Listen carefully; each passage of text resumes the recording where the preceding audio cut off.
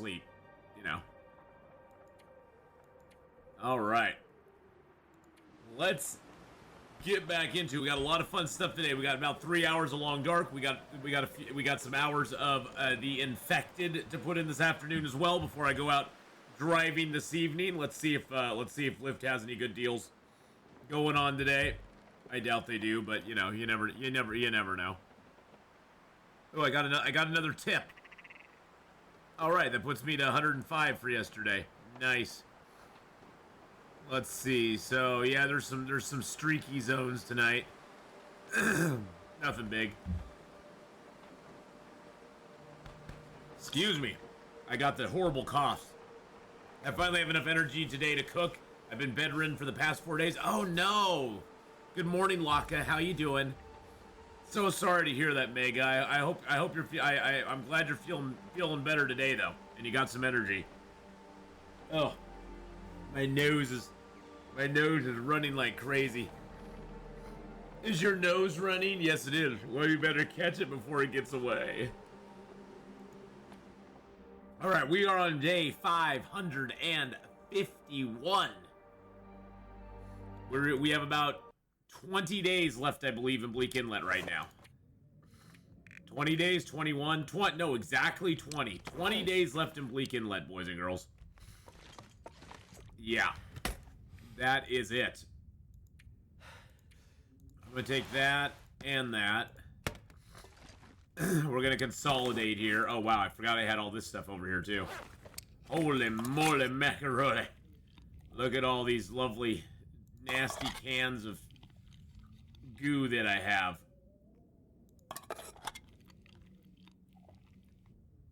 That is some nasty food right there. I almost sneezed my nose right off my face this morning. You're tired, but not bad. All right, we got a lot of water here too, which is good. I didn't leave anything on the fireplace, did I? Nope.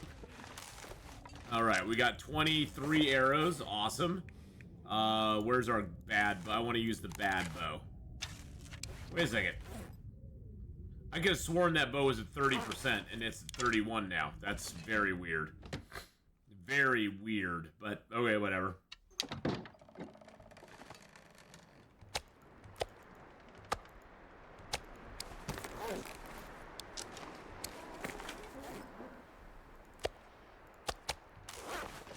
I want the bear meat. It's more calories. There we go. All right, let's go.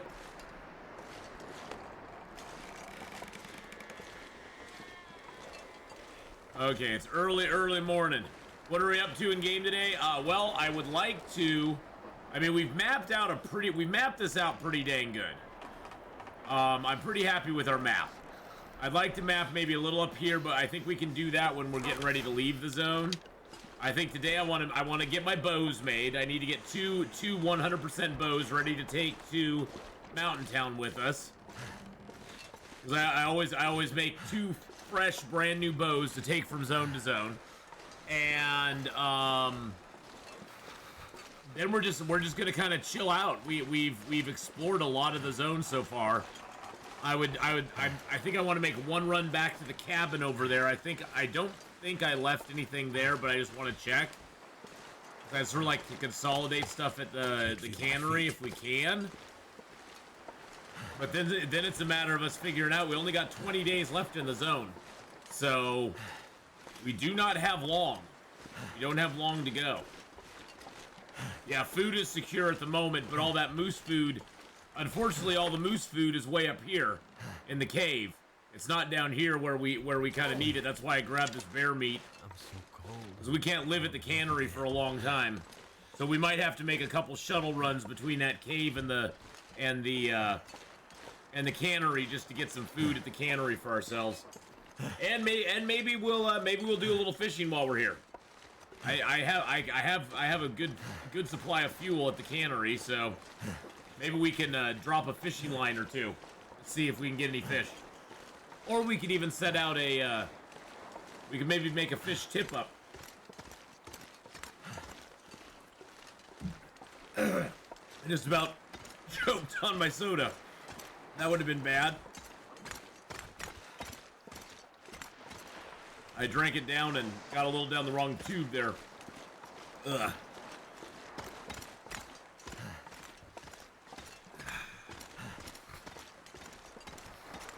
It's kind of chilly this morning, but at least there's no blizzard. I don't think we'll run into any Timberwolves, although we have one stink line on us right now, so we have to be a little bit careful. Gotta be a little careful of stuff.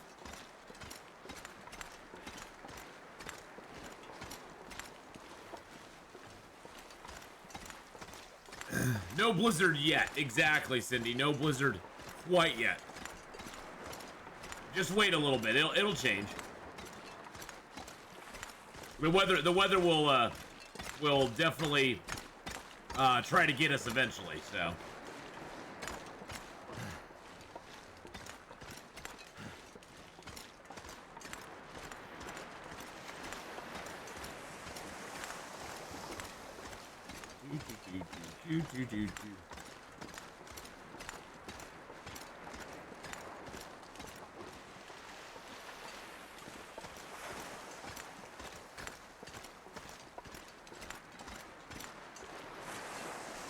I think, let's see, did Hadrian just put out a new video? I think he did.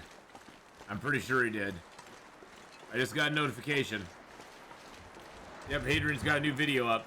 Don't go watch it right now. Watch it after the broadcast. You can go watch it now. I don't care. Hadrian's Against All Odds series has been really good. He's been killing it with that, so very, very happy with it. Very happy for him. Hadrian's one of my favorite guys in the world, so he's heading for he's heading for the Forsaken Airfield. Oh dang, yeah, I'm a little bit behind on it, so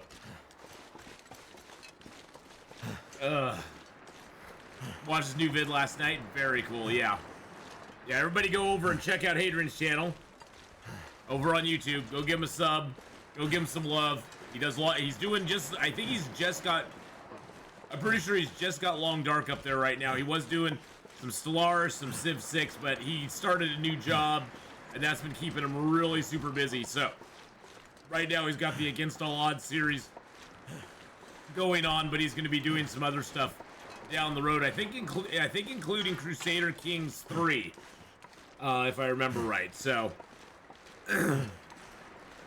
he's going to be doing that as well, which is going to be really, really fun to watch. I've never watched him play Crusader Kings 3. I've now watched him play Stellaris. I've watched him play Civ 6, and of course Long Dark. Ooh, what's that? Something out on the ice out there.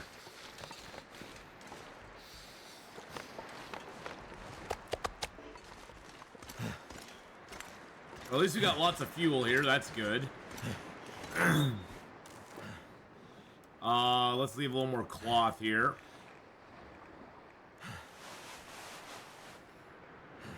Okay. Oh, we have the bear hide, don't we? And we got the cured deer hide. And we got the bear hide. I'm gonna wait till we leave the zone, and then we will repair. Because I think right now. Let's see. Hold on a second. I think right now, if I was to repair the bear skin jacket, we can get it to 100%, right? I'm pretty sure we can. Yeah, we can easily get it to 100%. We're gonna let it ride till the end. Before we leave, we'll repair it. I don't want to repair it now, because then if we get attacked and it gets knocked down again, then we only have one bear hide, so I don't want to waste that bear hide on a premature repair.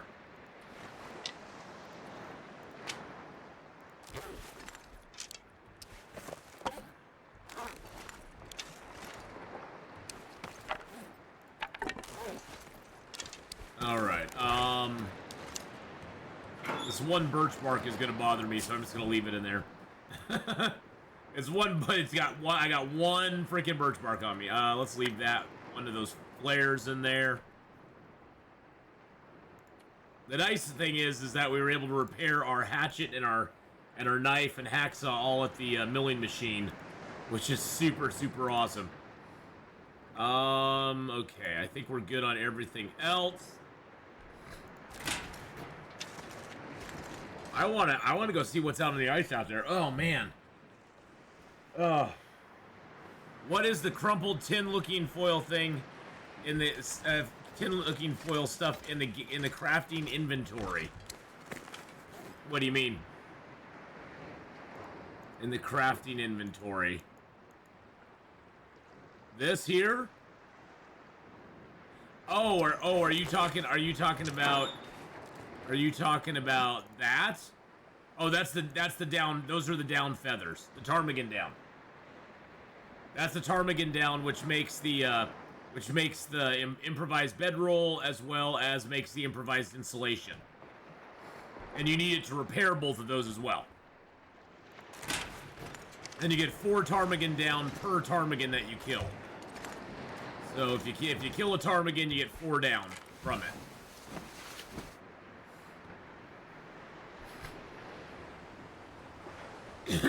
Oh yeah, there's been a lot of changes, Gaming Groove. Lots of changes.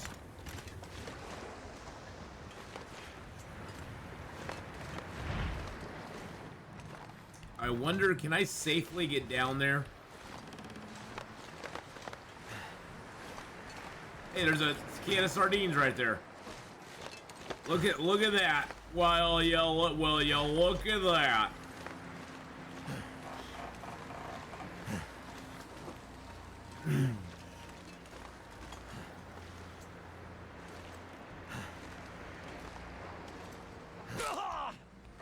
I know I hurt myself a little bit. That's okay.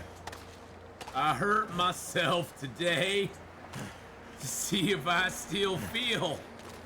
Hey, Rottweiler, how you doing? Long time been either playing or watching your lives. Hey, don't worry about it, man. Don't worry about it, Rottweiler. Glad to have you back. Welcome in. Is that a wolf out? That's a wolf corpse out there. I was wondering what the heck that was up on the beach. It's a ravaged wolf corpse, as a matter of fact.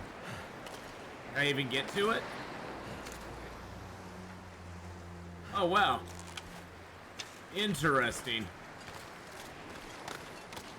I wonder, can I... Oh, I can make holes here. Let's see how close in we can get a hole. No, it's way out. It's way out here. We'd have to literally make a hole. We have to make a hole out on the ice out here, and that's not going to be fun. That's going to take a while. We are in Bleak Inlet. I wonder if I can make a hole under the. No, I can't make a hole under the dock. I was hoping. Okay, so we have to make one way out here. What's the closest? Oh, we can make one in here. I mean, that's sort of close to that. So basically, boys and girls, here's the thing: you can make a hole in the ice. Cold. Yeah, we're gonna take a little bit of damage here.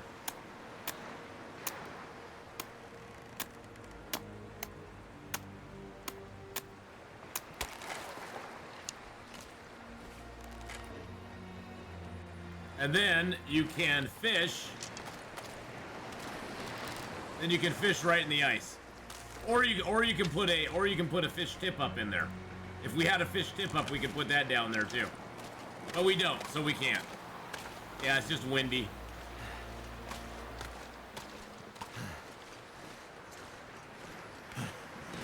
But you have to have relatively deep water to do it. You can't you can't just do it. Can't do it on any ice. You have to have pretty deep water to actually facilitate your fishing activity. Although it does allow you to fish in the Milton Basin, which is really nice. Which I think I might actually, I think I'll take a couple fish tip-ups to Milton. Because then I could actually fish in the Milton Basin before I even go up into Milton proper.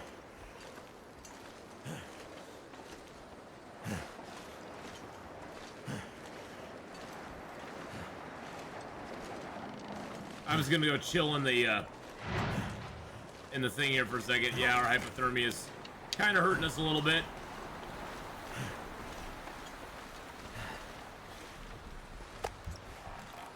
Yum yum yum, num num num num, num nums.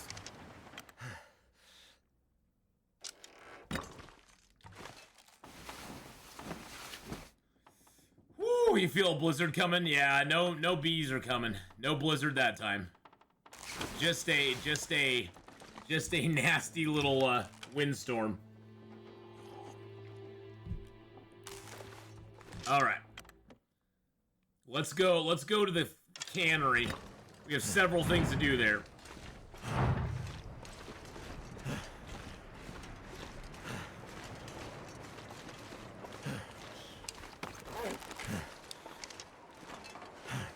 I'm gonna take a look. No, actually, I think I have food at the cannery.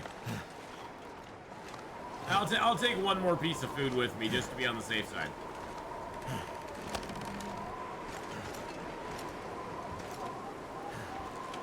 Actually, I don't think I have water there.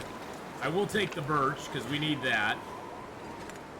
Is there anything else I want to take into the cannery with me?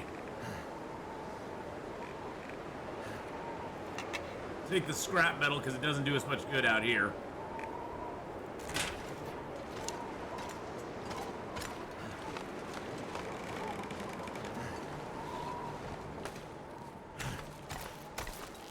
New to the game, once you have a camp and food source, what stops you from surviving forever?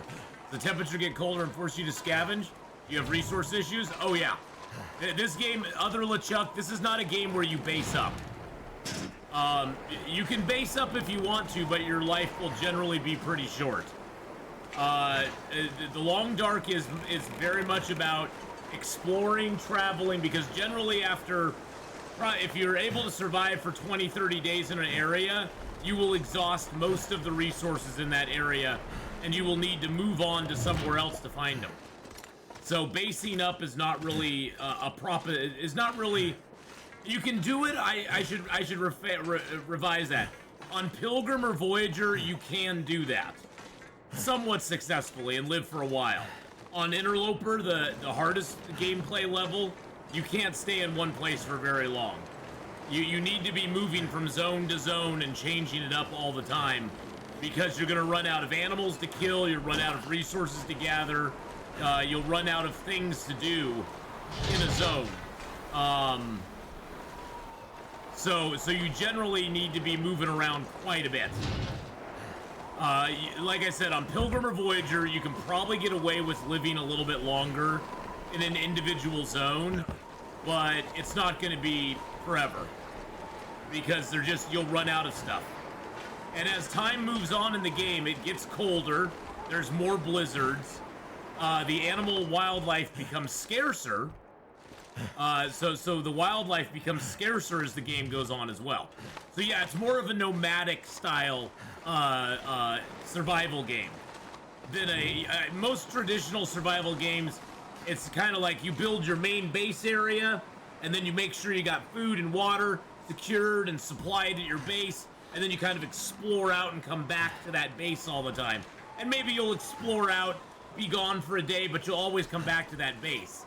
And this game's not really like that. This game has more of a nomadic feel, like you said, where you're always kind of moving around. That's why right now what I'm doing in the game is I'm doing a 50-day challenge where I have to stay for 50 days in each zone consecutively.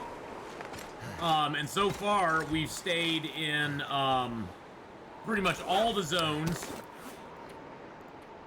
I've got 50 days in every zone except for Mountain Town, Hush River Valley, and I'm working on my 50 days in Bleak Inlet.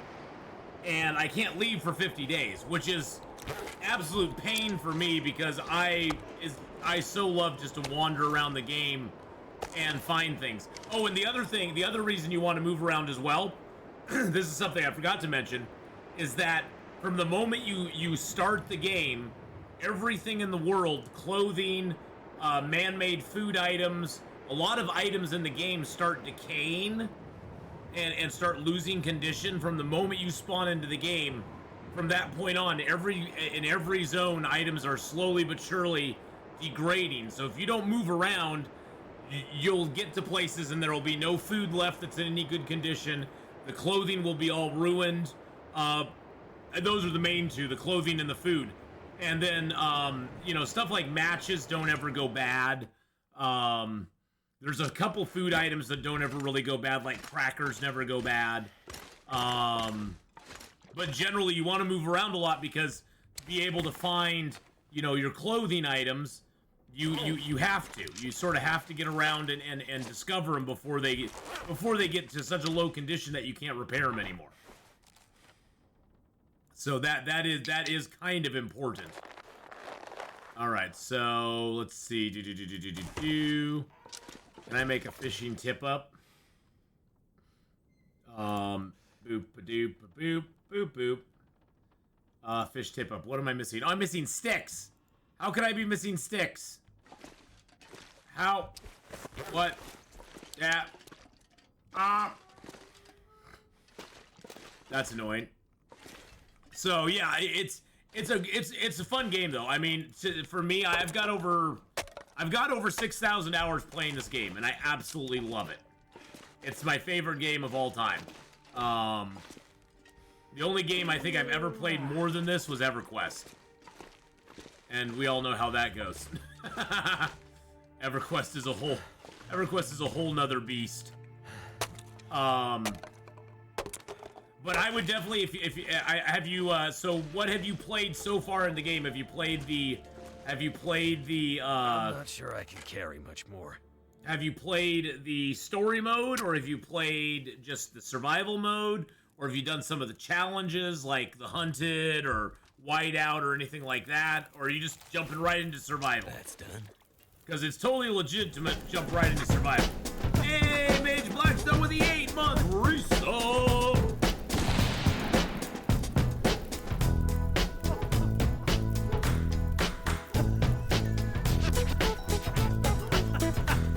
Thank you, Mage Blackstone! Oh, that's 8 months!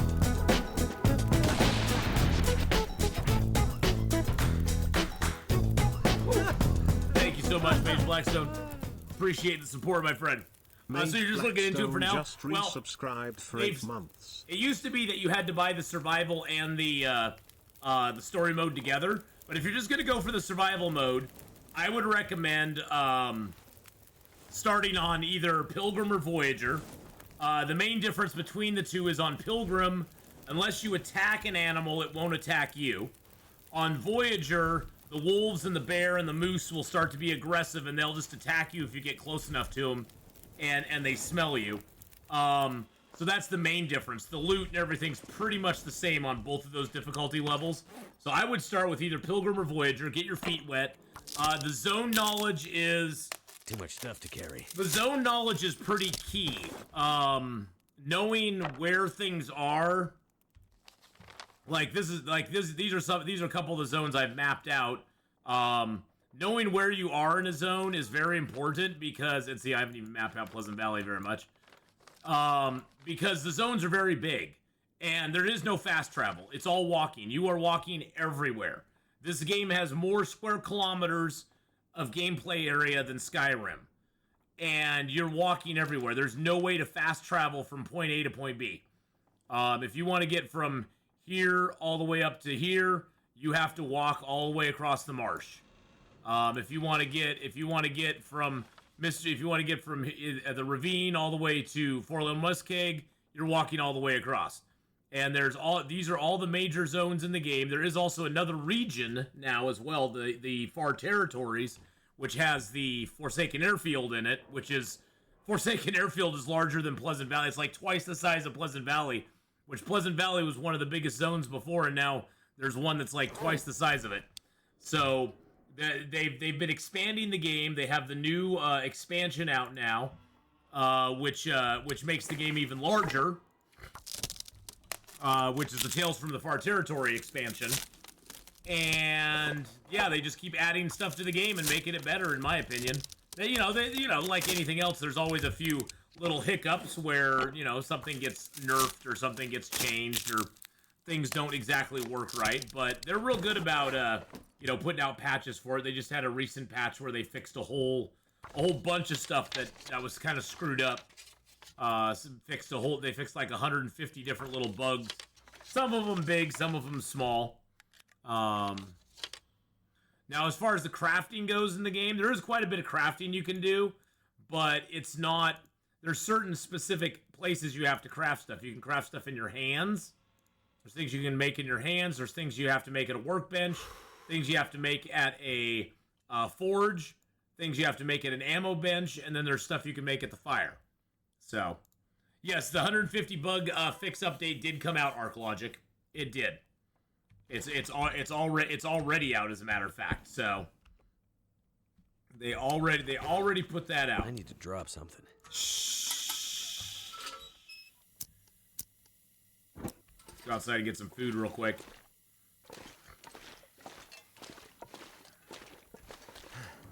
And then there are, as well, there's also It's dusk. It's a night behind. there are also skills in the game that you get. And I'll show you those here in just a second. Once we get back inside. Let's get back inside and chill out. The biggest killer in the game is usually the weather. The weather will do more people in than just about anything. And the weather may not be the direct thing that kills you. It may just be that your health gets knocked down by the weather a whole bunch, and then a wolf attacks you and the wolf kills you, but it was the weather that killed you, because if the weather hadn't knocked you down to say 50% health, the wolf probably wouldn't have killed you. The other thing you have is you have these skills. You have different skills in different things. Carcass harvesting, cooking, fire starting, ice fishing, rifle firearm, archery, mending, revolver firearm, and gunsmithing. As you level these up between 1 and 5, you get better at them, and you level them up by doing the activity. Every time you harvest something, you get a carcass harvesting skill point. Nadia, hello, 7 months!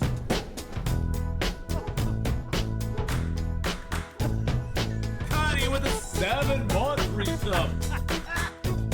Woo, let's get out those points.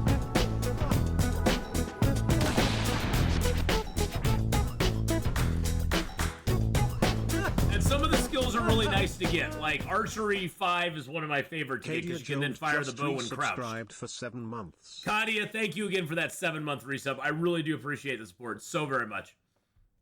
Big shout out to you. But that one and Cooking 5 are the best, because with Cooking 5 you can't get food poisoning and you can't get parasites. So I think in Pilgrim and Voyager you're safe from it.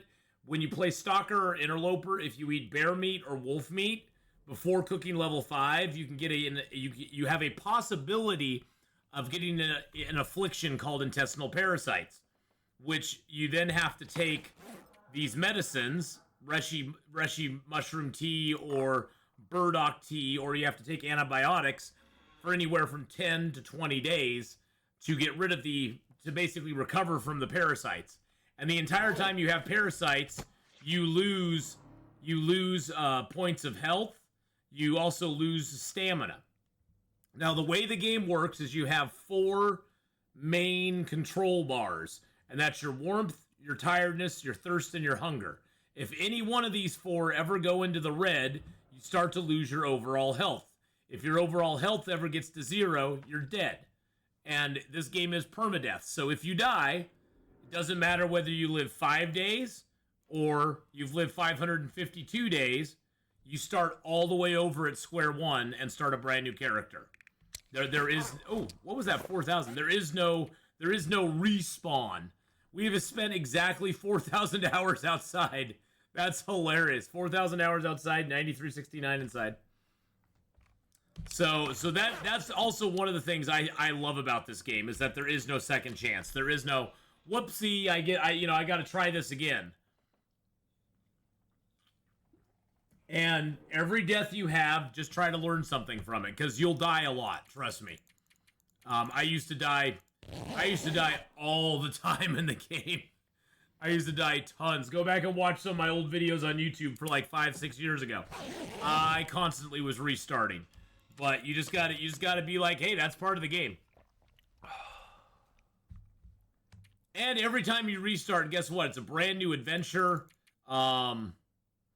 It's one of those things where, yeah, it sucks. It makes you a little sad that you have to restart, but it is a brand new adventure, and you get to discover new things with it. So let's see. There's the workbench. I'm pretty sure. Yep. That wasn't the work. Is that not the workbench? It's not the workbench.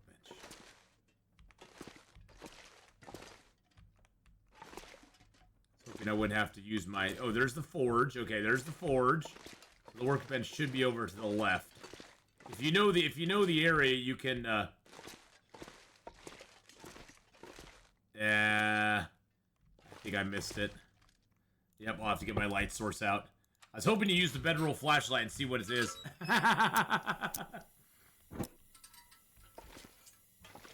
Well, and the fun thing about the game is that you're never really... that's where you are now in the game. I'll die and die all over again around day 10 or so. Well, see, that's the thing. That's the thing, Nipple, is that you don't have to worry. I mean, you're only really competing with yourself. You're not competing with anybody else in the game. For me, it's always been kind of... It's sort of like when you run track. It's like, yeah, you compare yourself to other people, yes, but in general, you're just trying to beat your best time. You're trying to beat, it's like, hey, I lived 10 days before. Can I get 11? Can I beat my personal best? Can I get 11 days this time or 12 days this time? And you're always trying to kind of, best your last run. And when you do finally get bored of a certain difficulty level, you can move it up to a new difficulty level. And do that again when you get bored of another difficulty level. And the thing is that you can also then make custom levels. If you're finding a difficulty level too hard or too easy, you can make a custom level that'll sort of fit it in between. You can make the wolves a little less fearsome. You can make the weather a little more fearsome if you want to. You can make less loot spawn in the game or more loot spawn in the game. There's all sorts of things you can do to customize the game to how you want it to play, which is pretty cool that it allows you to do that. So there we go. We got our two bows made.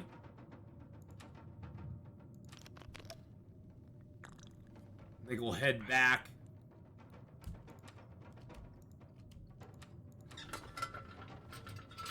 That took us all day long to make 2 bows. That's okay though. We needed the bows. Those are going to be our travel bows for when we go from this zone to the next zone. We'll have our 2 bows. Hey, Psychotic Deer, it's going good. It's going good. We're ooh, it's a blizzard. Yikes. And it's negative what? Oh, it's only negative 55 right now.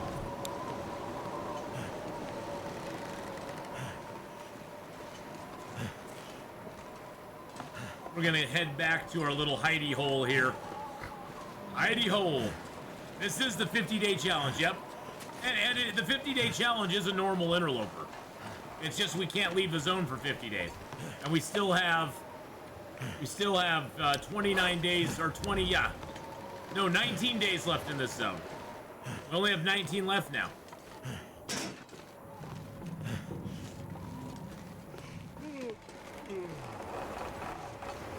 So we're getting there. We are getting there, my friends.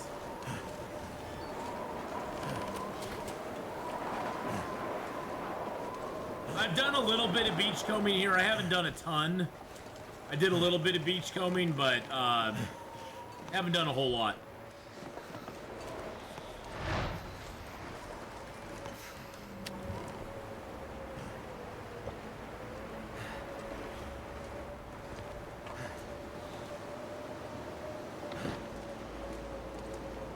Oh, you know what I forgot to drop? I forgot to drop that birch up there. Gosh dang it. How many days pass in a typical storm? In a typical stream. Oh, anywhere from 10 to 15, maybe 10 or so. Maybe 10 days or so, I would guess. All right, let's throw those 2 bows in here. Whoa, hello. Dupera, thank you so much for me. 30-month resub.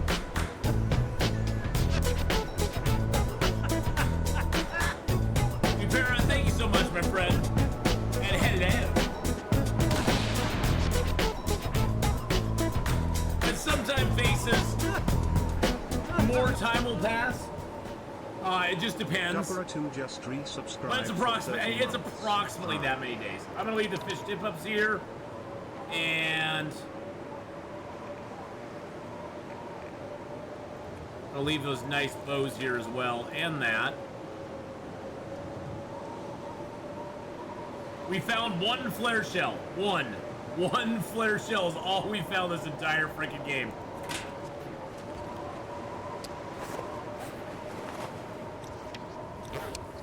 It is cold out there.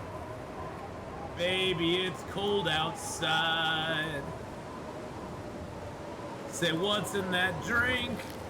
It's cold outside.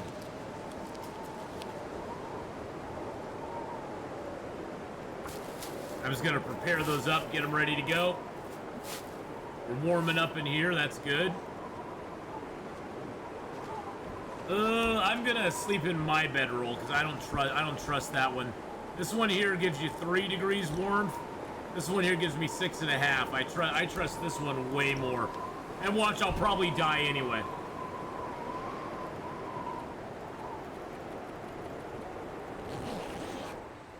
Oh, the storm passed. Good. Good.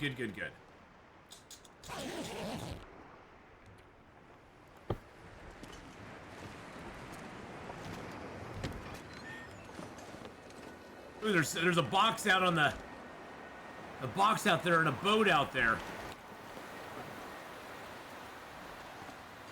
I need to get down to the beach and see what I can find.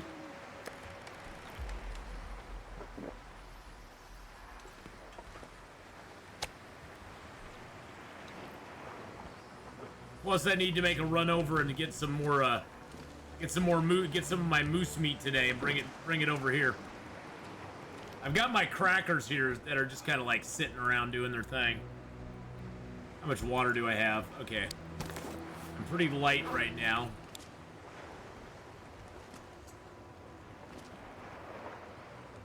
Grab a coal.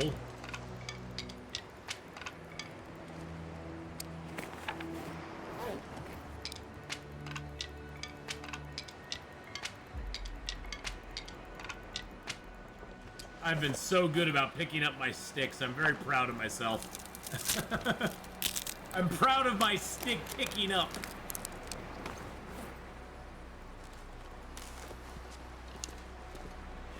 What time of day is it? Oh, it's still early. I sort of want it to be light out. I don't want to.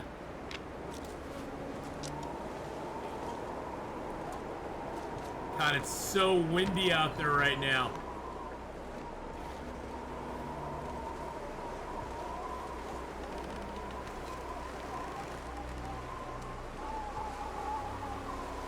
God, that's so far down.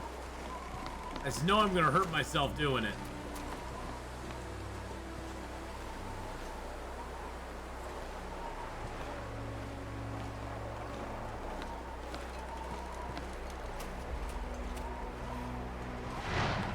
Jeez Louise. Made it through another night.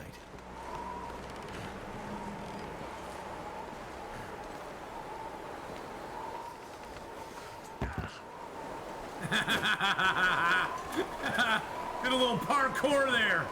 Just jumped right over to that beam and jumped right down. Like, suck it, game.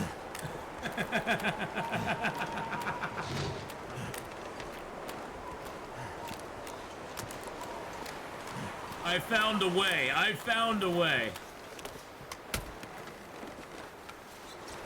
Alright, we got a ragged light shell.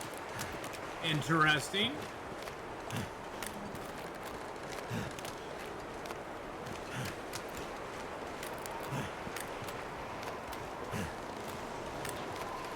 Cold is making my head feel thick.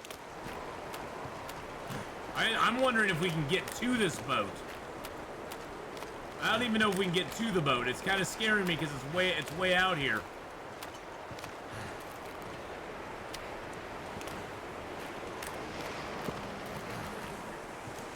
But we got a salmon. Drop any of this gear. We got ourselves a salmon, baby. Yeah, it's too windy. That's the one thing about this zone. It's always so windy in this zone. Have I found a fishing boat yet? Not on this run. Not in this zone. I have found one before, though, yes. Never felt so cold in my life. I know, buddy.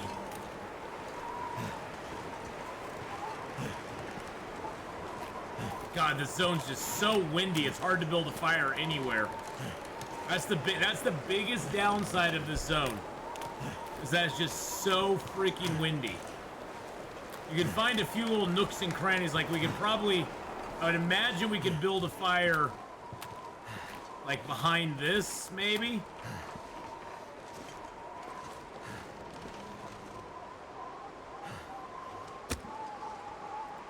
And we can get a mag lens as well, so.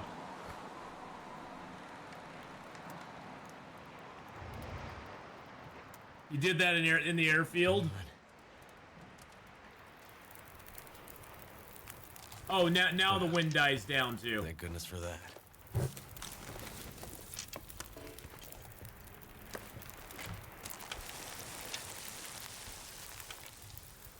All right, now we're at positive temperatures again.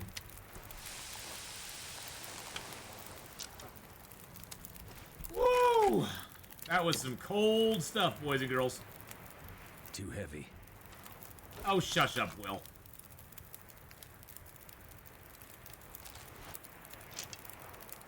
So I've got negative 114 with wind chill in this zone.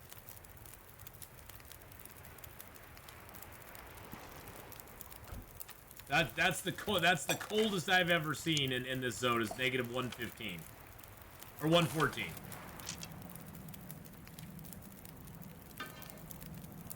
And that was cold.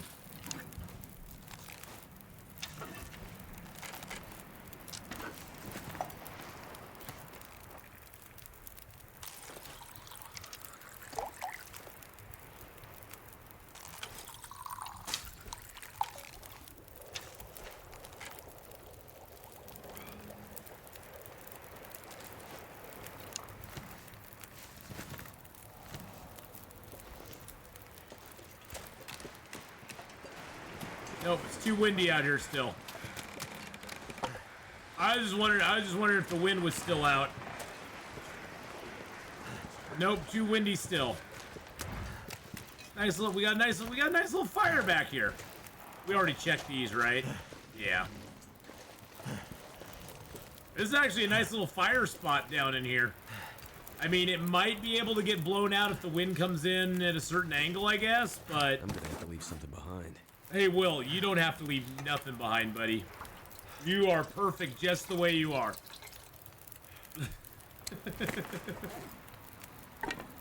Will's like, aww. It's like, I never get any compliments like that, Atheenon. Thank you so very much. You're pretty perfect just the way you are, too. Well, thank you, Will.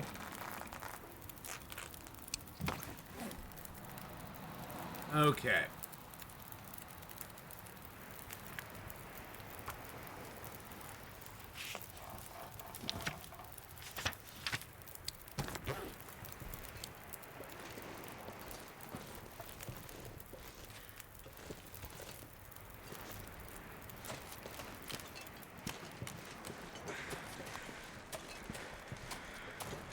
The wind died down for 5 seconds.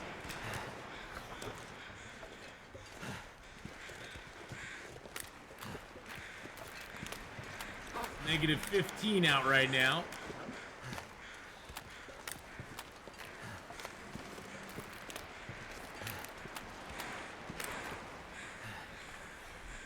Yeah, who knows if the glimmer fog will be in the mine. Mine. It might be.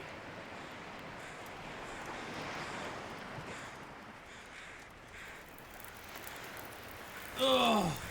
Yeah, I don't know if the glimmer fog will actually 3, 6, 9, 10, 11, 12, 13, 14, 15, 16, 17, 18, 19, 20, 21, 22. I was just counting the degrees that fire will get up to now. Now this is the best part right here.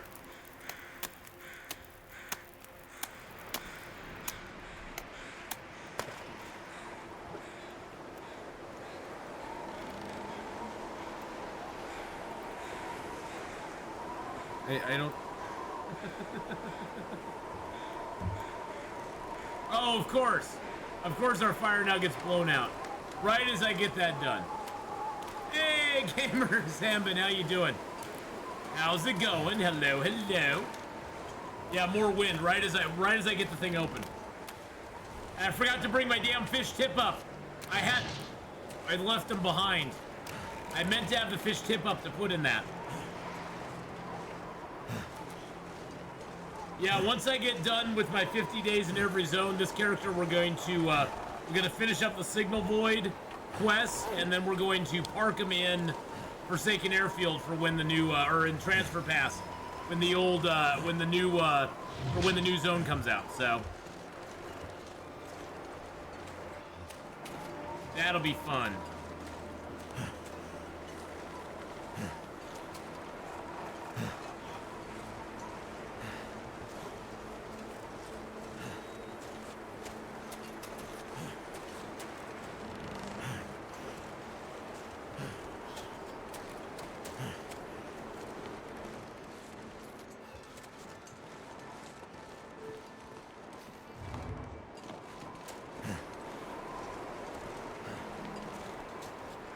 Alright, let's grab our fishing tip up here.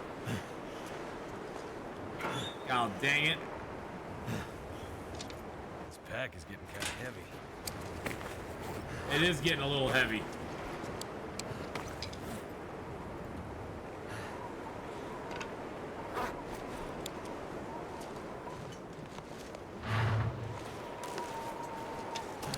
No, I don't want that bow out. I want this bow out. There we go. But how you doing, gamer? I hope you're having a good one. Just eating some lunch? Nice. Then you'll get going and knock out some old days. Nice. That'll be fun. All right. So what we're gonna do here is we're gonna do the same thing we did last time. There we go. Jump up, and get down. Did my fire over here get blown out? It probably did. Yeah, it did. Oh, and now the wind dies down. Now the wind's like, oh, never mind.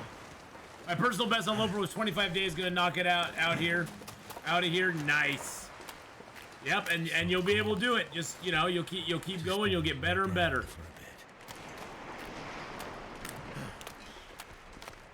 You'll just keep getting better and better and better.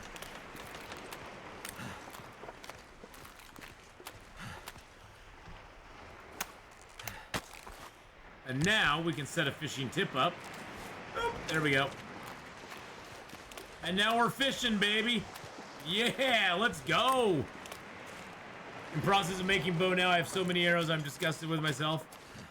Nice. I had like 40 or 50 arrowheads at one point. I cut it back just because it was so much to carry around with me.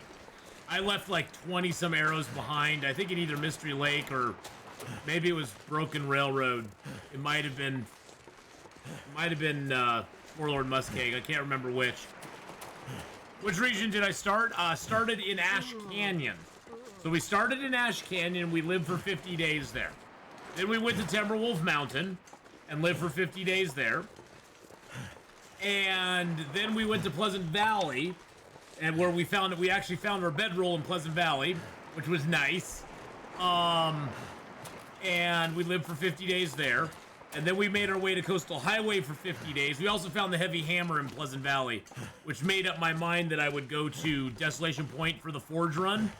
So we lived for 50 days in Coastal, and then we made our way to Desolation Point and finally got our crafting done at day 200. And then we went to Black Rock and lived there for 50 days. And then we went to Mystery Lake, followed that up with Forlorn Muskeg and Broken Railroad, then to Forsaken Airfield, and now we're finally here in Bleak Inlet. We only have 18 days left to go here in Bleak Inlet, and then we'll head off to Mountain Town and then finish up in Hush River Valley. My favorite zone. We get to end it in my favorite zone, which I'm very excited about. There we go. Got ourselves some more wood.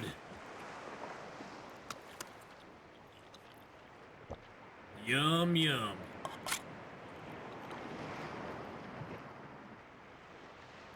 I play Voyager and loot like hell, so first days I get tons of food, but I think I need to... I think I need to think different and do more progress.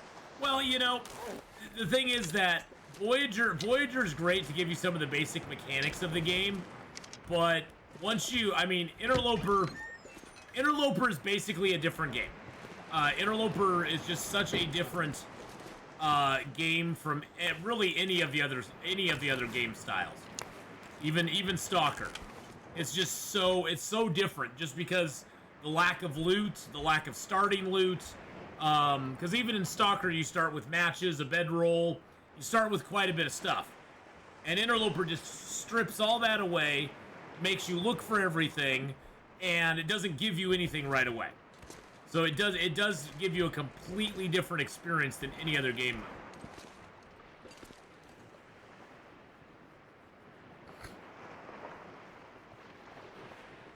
Forlorn to Trappers, Trappers to Milton, Milton to BR, BR to Echo, Echo to Coastal Highway. Nice. Oh yeah, and that's the fun thing is that, you know, for all the hours you spend in Voyager, Pilgrim, even Stalker, there's still so much more for you to do later on in the game. Once you start playing Interloper, and then if you get bored of Interloper, you can even try your hand at No One Gets Out Alive, and set the custom settings so you get no health back, period. So you know, there's even more difficult settings than you can play, you know, with the normal settings. So it's pretty fun that there's so much you can do with this game. It's not like a lot of other survival games out there where there's kind of one way to play it and that's sort of the way you need to go. And this one, you can do pretty much anything you want, and as long as you survive, you aren't playing it wrong. Wow, I have 21 reclaimed woods on me now. Nice. All right, let's destroy a couple torches. But yeah, I mean, it's always good to start with Voyager, move your way up to Stalker, because Stalker is kind of different from Voyager as well, because Stalker, there's more wolves on Stalker than there is on Interloper. So there's way more wolf activity on Stalker than there is even on the mode that I'm playing. It's just the wolves on my mode. The wolves on my mode are way more vicious. They will end you very quickly. Let's head over to the trailer over here real quick. We're right here at the Cannery. We're gonna head to the washed out trailers real quick. That way we can go and get some moose meat tomorrow. I'm surprised the Timberwolves have not respawned yet. See, that's the other thing. Timberwolf respawn seems completely broken. And it's been broken since the game came out. Sometimes they respawn like that. And other times you can spend an entire time in the zone and they won't respawn. So gamer, you started in Forlorn Muskeg. That's nice. Very nice. Oh, I killed all the Timberwolves here. I killed them all. They're all dead. There's none of them left. Not even one just to run away like a little baby. Going, arr, arr, arr, arr. Oh, I totally went to war. The ones that are out on the lake there by the island, I crouched and sniped every single one of them. They never even saw me. I pulled a Kimiota on them. You avoid Spence's? What? Spence's is that's the greatest forge of all. It's the best forge of all.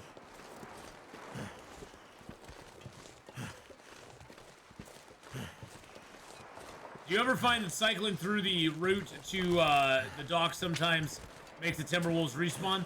I haven't found that to be the case yet.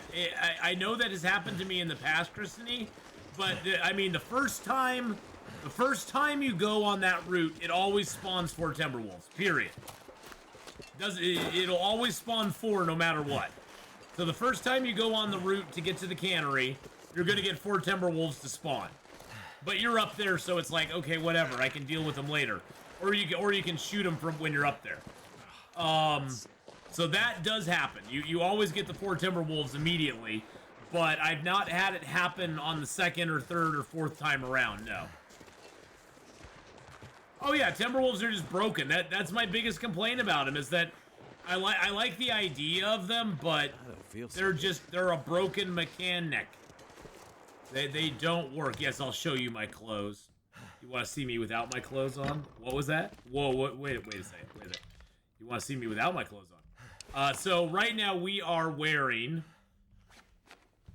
I found an aviator cap, so we're wearing that over our wool toque. We have double bearskin coats. We have a thin wool sweater and a hockey jersey. I just wore the hockey jersey because, you know, I had to. Rabbit skin gloves.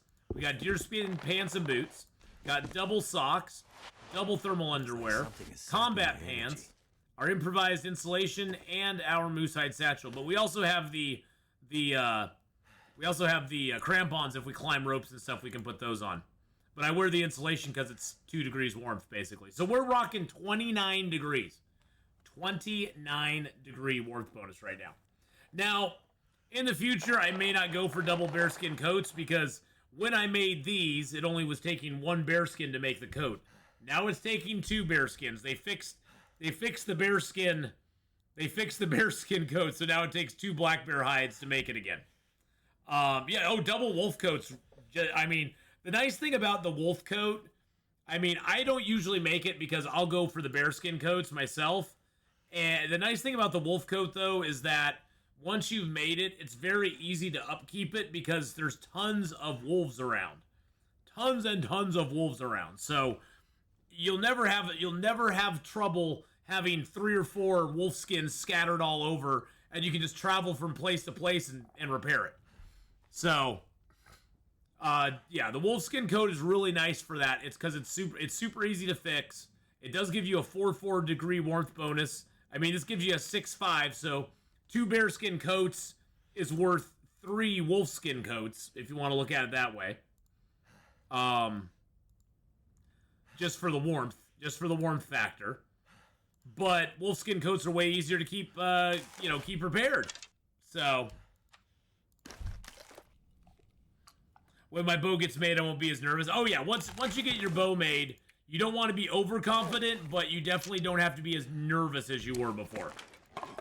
That is for sure. That's the one thing I love about making my bow, is that once I get the bow, I start not feeling like overconfident, but I start being like, okay, I can breathe now. I don't have to worry. You know, I can have something to protect myself every time.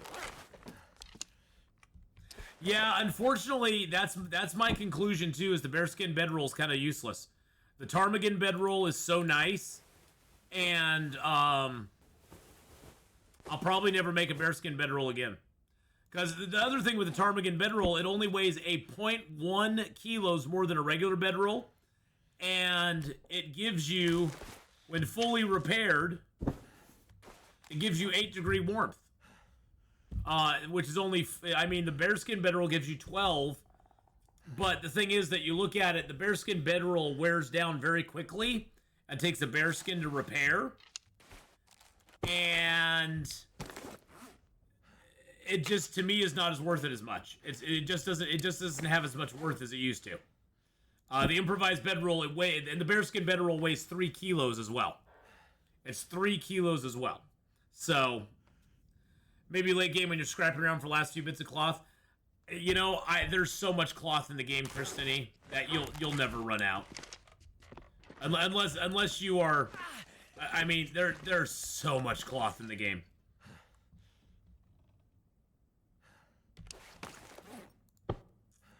So the improvised bedroll is made with, let's see if I can find it here. Bump, bump, bump, bump. Improvised bedroll takes a bedroll, 3 cloth, and 5 ptarmigan down, and you can make it anywhere. And you can actually use a ruined bedroll to make the improvised bedroll. So you can use a ruined, it takes 10 ptarmigan down, sorry. So you can use a ruined bedroll to make this, which is really nice because late game you may find a ruined bedroll, and so don't tear apart the ruined bedrolls, because if you lose your bedroll, at least for right now, they may nerf that and make it so it has to be a bedroll that is in good condition. But for right now, you can use a ruined bedroll to make the improvised down bedroll, which is, in my opinion, a little OP, but hey, I'm not going to argue about it.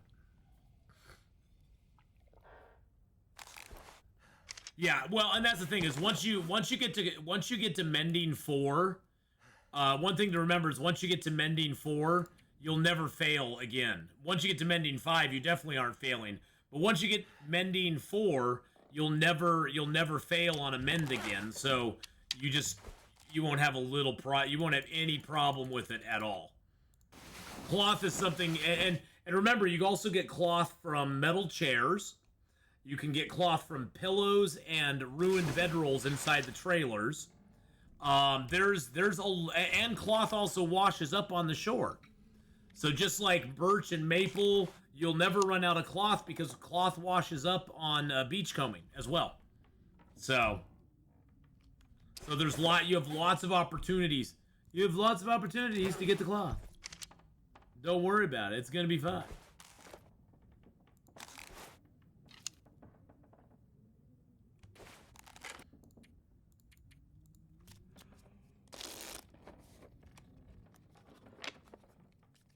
You know, Christine, I lived the entire time in Forsaken Air. I lived 50 days in Forsaken Airfield and it is never a problem. Never a problem. Well, I have this feeling, Gamer, that they're gonna nerf Beachcombing. Beachcombing right now is too OP. I have a sneaking suspicion they're gonna nerf it soon.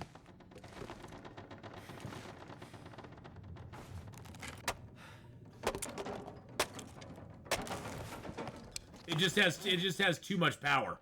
There's too much power to beachcombing at the moment. Yeah. So I have a feeling they'll nerf it pretty quick.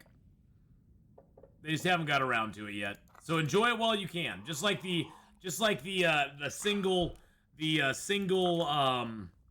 bear hide coats. Enjoy it while you can because they will be nerfing beachcombing soon. It's just there's too much. Yeah, they'll dial down the loot, especially on Interloper. I'm sure they're gonna dial it down because there's too much loot for it.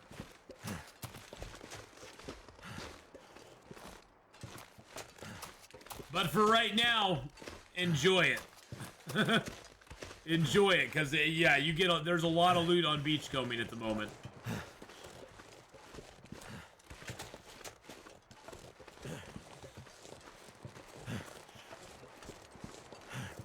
I see a Timberwolf way over there. I don't know if he's part of a bigger pack or not. I don't think he is, but he may be. And you're like, la la la la la la la. I don't hear you. Oh, Coastal Highway is the best. Coastal Highway is the best late game zone. For interloper players, because you got fishing, you have the mines nearby that have lots of coal in them. You've got bears aplenty. There's like 3 or 4. Well, there's 3. Let's see, 1, 2, 3. Yeah, there's 3 bears in the zone. There's the moose right at the garage. There's lots of wolves around. There's deer out on the ice. I mean, there's just so much stuff around in Coastal Highway. It's one of the greatest zones.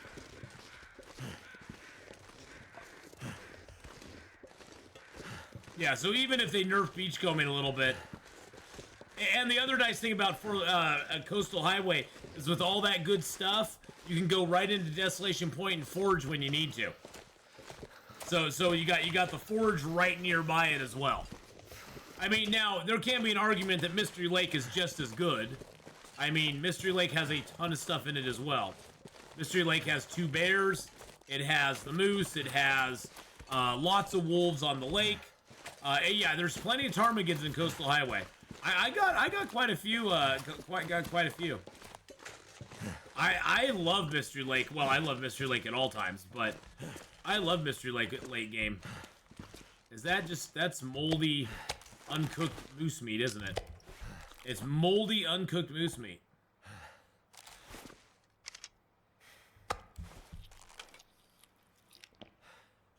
There are some ptarmigans in Coastal Highway. They just hide. Most ptarmigans in the game are pretty. They're in weird spots. Let's just put it that way. See, I love Mystery Lake. I mean, I don't see. The thing is, I don't stay in any zone very long, even late game. I just find it boring. I like to travel around. I like to travel around and you know, see different things, check out different stuff. I don't like to stay in zones for long periods of time. To me, that's just kind of like, meh, ho hum.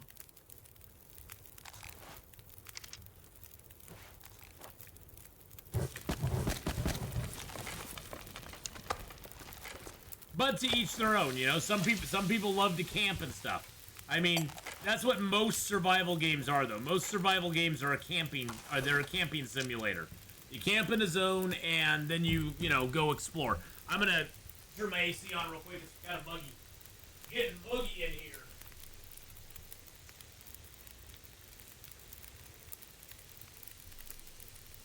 Need to get some air flowing. It's getting muggy.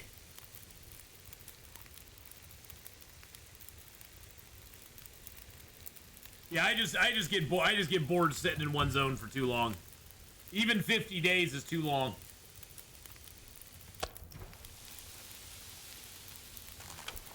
Yeah, see, that's the other big now that's the one problem I'll point out with Coastal Highway. Coastal Highway has no caves like the one that we're in right now. There are no caves like this in Coastal Highway at all. So that is the one downside of Coastal Highway.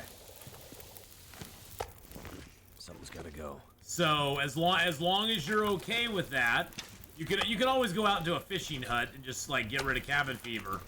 But there's no outdoor caves like this that you can camp in. Well, yeah, but I'm just saying, you can't just ditch into a cave. If you're in Coastal Highway and you got cabin fever, you either have to have wood to go into a fishing hut, or you have to travel to an adjacent zone that has an outdoor cave, either be that crumbling highway or the ravine, one way or the other. There's no cave that you can just go ditch into. Almost every other zone that I can think of has a cave somewhere in it you can ditch into.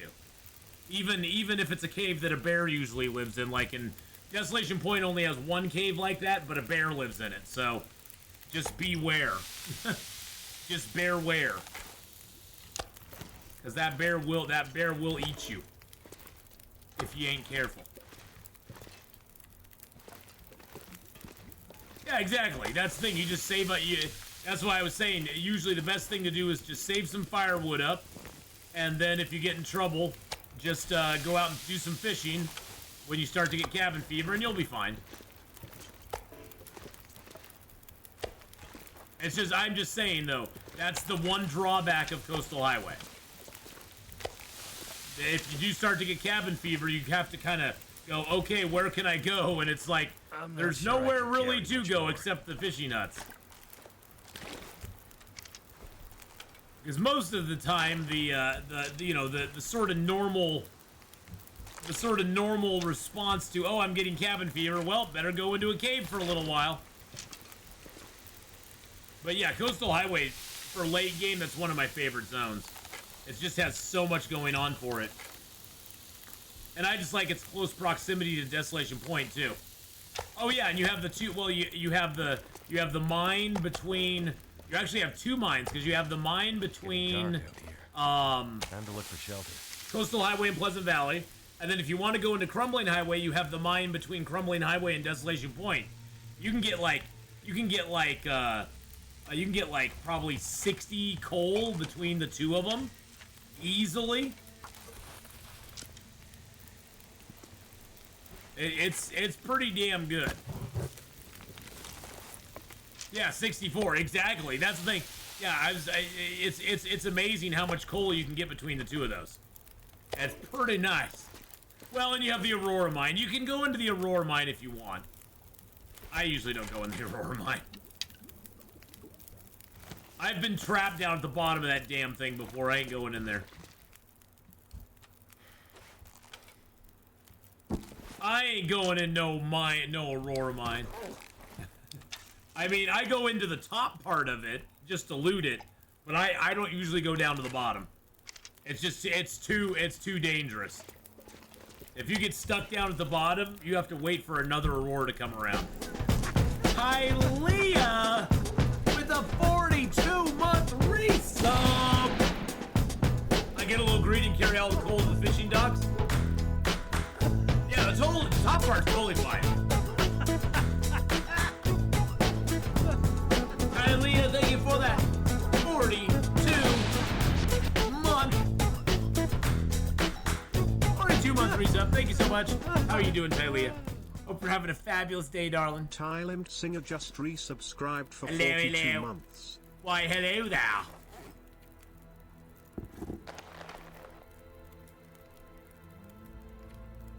Ooh. Yeah, my clothes are starting to slowly wear down, but that's okay. I got plenty of hides. Plenty of guts. I need to drop something.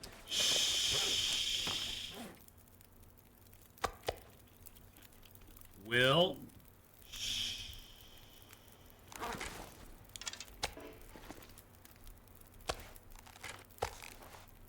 Aurora time, you think? Oh, it might be an Aurora.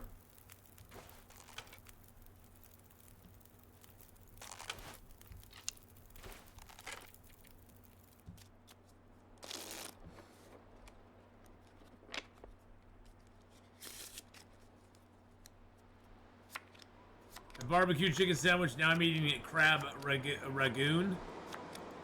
Yep, there's an Aurora going on. Why, yes, there is an Aurora. You want to? I do that all the time.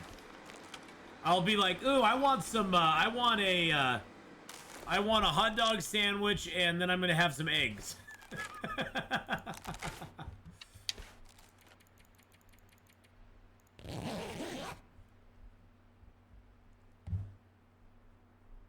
I almost got killed when I opened the bunker in Bleak Inlet. I was stuck in the opening animation. The wolves next to me too. Oh, the wolf howls. The wolf howls are very creepy. What? Oh, jeez, Louise. The wolf howls are very creepy during the nothing to drink. During the Aurora. Thank you, Tylea. I do not like the wolf howls one little bit. 44, so we can go 1, 2, 3, 4, 5, 6, 7, leave something behind. 8, 9. Now let's just do 9. It's a beautiful morning. We've got 16 days left. 16 days. Oh yeah, chat does that to me all the time, gamer. I'm getting desensitized to it now. I'm used to it now. No, I'm not, actually, to be honest.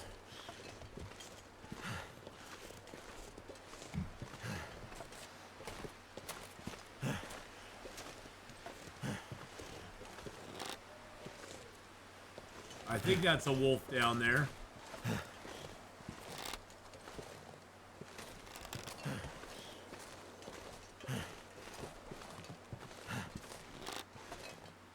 Yep, there's a wolf down there.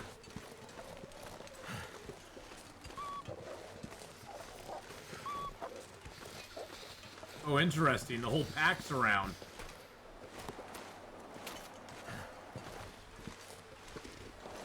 There's a whole pack of them. Okay, interesting.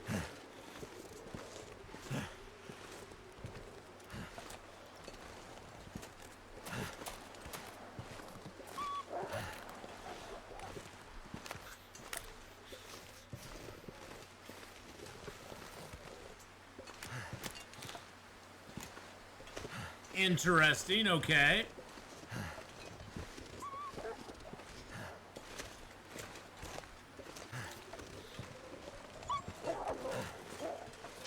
Hello, Mr. Wolfie.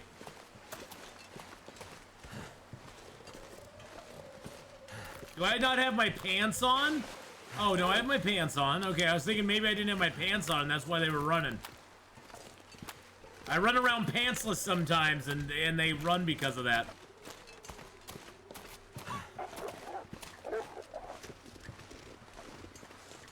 The wolfies go, no! Oh my. Oh my. Oh my. Oh my. Oh my. Oh my. Now I could, in theory, bait the wolves in.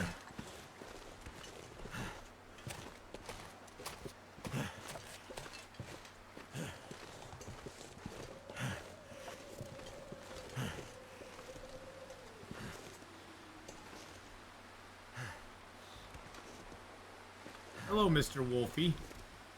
Here you come.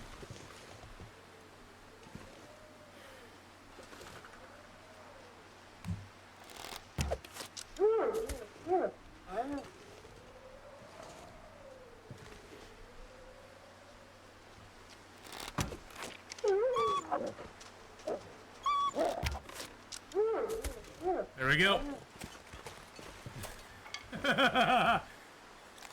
And the wolf population is now controlled again.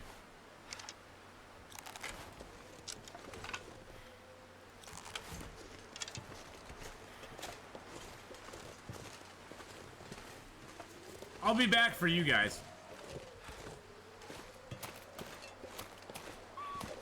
The last one's like, oh crap, what did he do to all my buddies? That bastard! That bastard! That's the one nice thing about carrying meat around on you, is you can lure animals to you like that. And it's as long as you can fire while you're crouched, it works perfectly. It's only really effective once you've gotten to level 5. Jesus Christ. Once you've gotten to level 5 archery skill, because then you can stay crouched and you can snipe them, and they'll never see you. Before you get level 5, it's a little harder to do. But once you get level 5, you can totally lure those little bastards right in. Especially when you're carrying as much meat. Especially when you're packing the meat I'm packing. Ladies.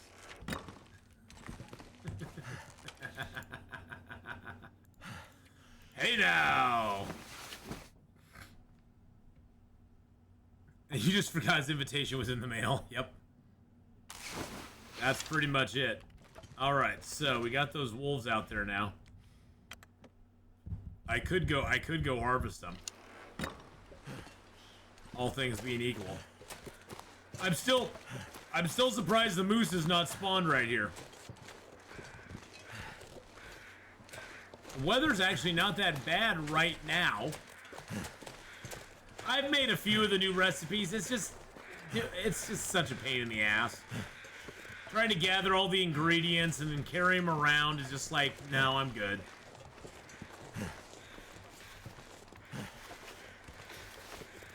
I guess I don't really need any feathers. Sit, boo-boo, sit. Good dog. Good dog. I guess I don't really need any feathers since the game duplicated my 90 feathers and gave me 180. Maglin's time. The one really nice thing about this zone, you get a chance to make a lot of Maglin's fires in this zone. This zone is very unforgiving with the wind and that sort of stuff, but the good thing is you can make a lot of Maglin's fires in this zone. If you get a chance, it works out pretty good for you. Wow, only 5 kilos. You cheap little bastard. Really? And then see, it just blew my fire out again. It's like, oh, I'll give you a Maglin's fire, and then I'm gonna blow it right out.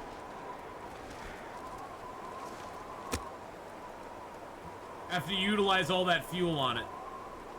Then I'm just gonna blow it out. Don't worry about it. It's gonna be fine.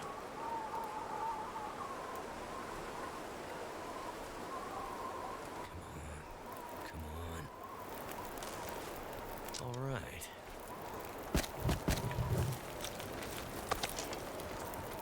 All right, have a good one, gamer. Have a good one. Good luck on your run too, my friend. Through silent hills of ice and snow, Atheenon creeps with his torch-held load. Everybody go over and give Gamer a Beasts follow. go There we go. hunt by scent and sight. Atheenon sleeps to pass the night. When daylight breaks, Atheenon stalks. Yes, while indeed. the chat continues on with their talks. A howl rings out to pierce the day. Atheenon hopes his shot won't stray. Exactly. Exactly. There's no moose here. The moose has decided to not show up for me. He's a very mean moose. Oh, jeez. That's a moose, guys. I've seen people get like first when they played for a while. Do you have all those? Moose right there. Do you have those all the time, so I can choose which one I'll do before I start a new game? What do you mean? I mean, are you talking about the badges? Are you talking about the badges? I have all of them. I mean, it just depends on what you want. I usually go with Snow Walker and Cold Fusion, because they're two things that I can never get in the game, and they're two things that can never be basically out-leveled, I guess you could say. How do you get them? Well, each one has a different thing. Like, for Cold Fusion, you have to spend a total of 100 days outside. For Efficient Machine, you have to survive 500 days on all your files combined. For Fire Starter, you have to start 1,000 fires. For Free Runner, you have to sprint 50 kilometers. For Snow Walker, you have to travel 1,000 kilometers in the game. You have to trap 100 rabbits for that. Drink 250 coffees, energy drinks, emergency stims. Spend 20 hours outdoors during blizzards. Complete the Escape the Darkwalker challenge. And then you have to complete 250 hours of research for the other one. So each one has its own thing, and you can just see what they are when you look on it. It'll tell you what each one does, you know, how you get each one, or how you achieve each one. And then you can do the specific things to get them.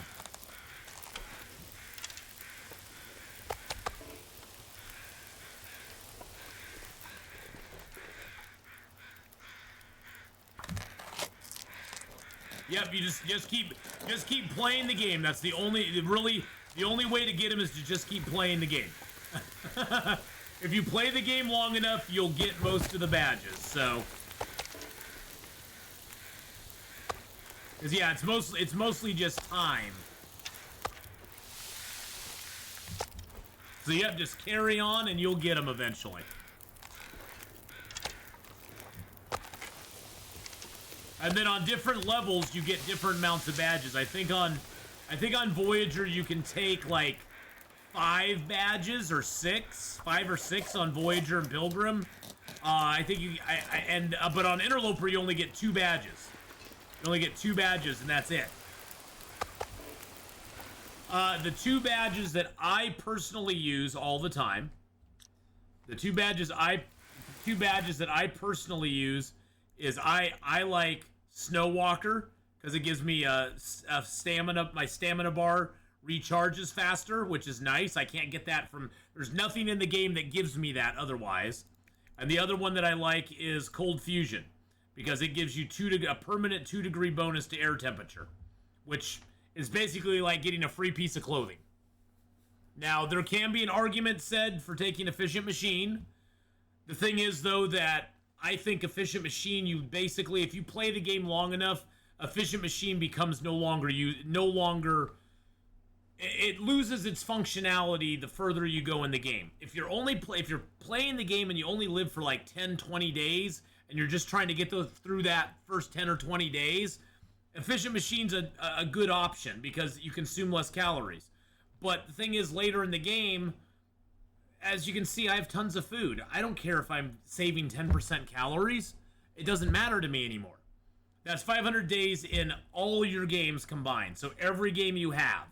So if you have a game where you played 20 days, another one for 40, another one for 30, that's a good one.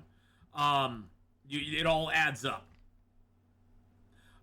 Fire starting, in certain specific instances, it's nice to take fire starting if like you're doing a very short challenge. It's not bad to take, But the thing is, once you level up above level 3 fire starting, basically you now have wasted a badge. Free runner's nice, but you only get the less calories when you're sprinting. The bunny one, I'm actually using the bunny one on this run because I knew I was going to need to snare a lot of rabbits. Straight to the heart's nice, but on Interloper, you only get to use coffee and emergency stims. So it doesn't actually work for the new food. As far as I know, maybe it does. Maybe the new food counts. But you don't get energy drinks, and it only works for coffee and emergency stims, which I don't use that very often. And I tried Blizzard Walker. It was okay, but generally when there's blizzards out, I'm inside hibernating anyhow. I don't stay outside when there's blizzards. I don't stay outside when there's blizzards. Dark Walker, I don't really use that one. That one kind of sucks. And Book Smarts just sucks as well. 10% more benefit from books when completely researched. It kind of blows. So I don't use that one either.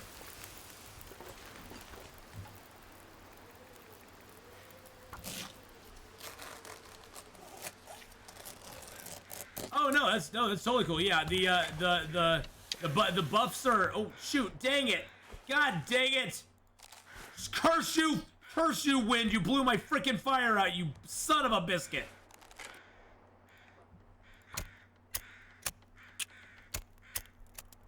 Blew my freaking goddamn fire out. You gotta be effing kidding me.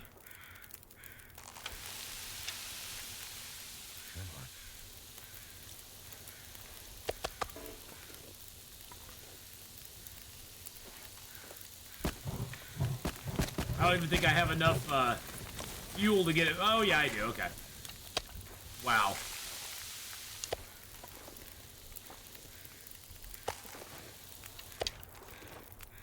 Stupid wind. Hey, we got a lot of wolf meat, though.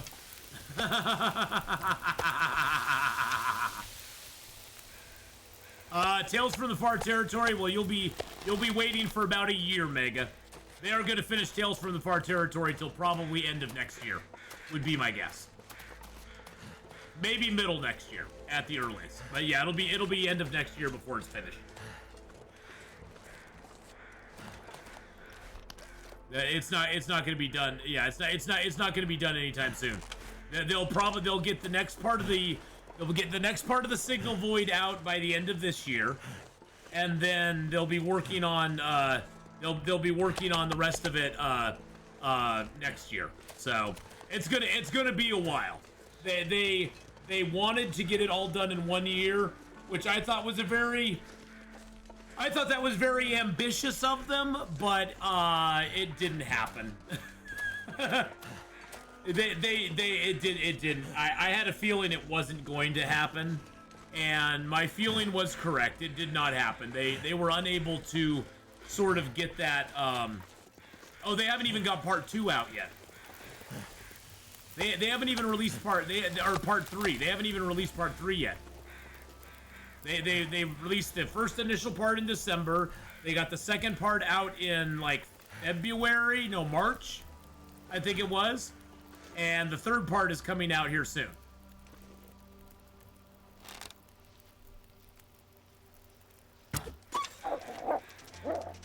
Dang it, he was just... Those guys move so fast. It's so annoying how they move. I swear to God.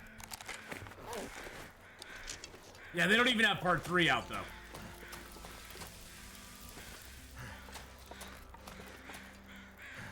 Oh, is it part 3? Is part 3 out? What was part 2? I'm confused now. Okay, part 4 is not out yet, no.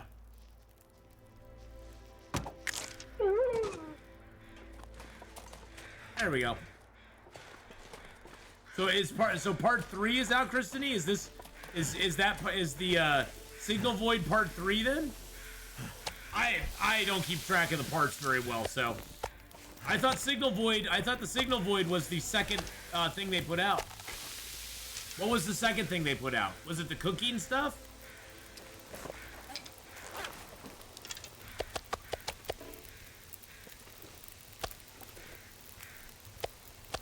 Now I'm all bemused and befuddled.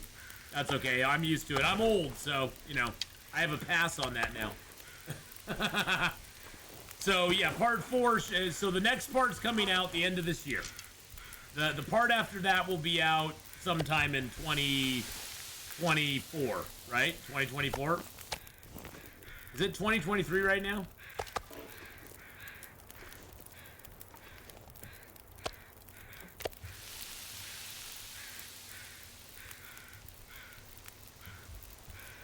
It sucks being old, you know? 2023. Wow. How could I not remember that? I think I'm having slight seizures or aneurysms while I'm streaming.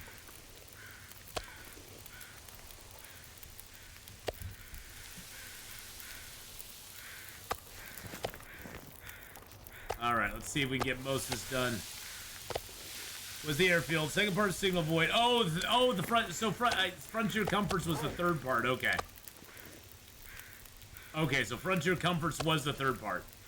Fog can be scary. Yeah, fog can be scary if you don't know where you're at. If you don't know where you're at, the fog can be a little scary. But luckily, it's pretty easy to get over to the. Hut here from where we're at. So. Okay, so it is part 1 was the airfield, 2 was Signal Void, 3 was Frontier Comforts. See, I forget, for me, I don't know. For me, Signal Void and Frontier Comforts, it just seemed like the same thing, I guess. I don't know. It's been so long since they came out now. Which is funny. Say that it's been so long since they came out.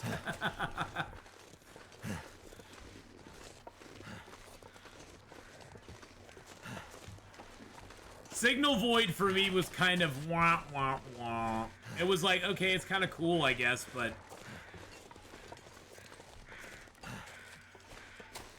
it didn't really matter. They didn't put it out for Interloper anyway. Not initially. They eventually put it out for Interloper, but initially it wasn't for Interloper at all. Whoa. Where did you come from?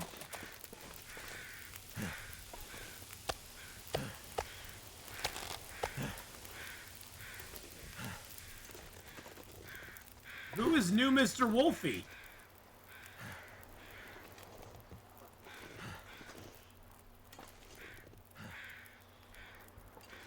Where'd you come from, buddy?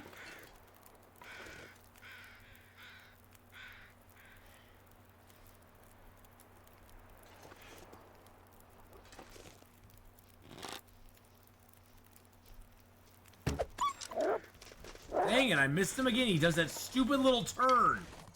Like, stop freaking turning. Little jerk.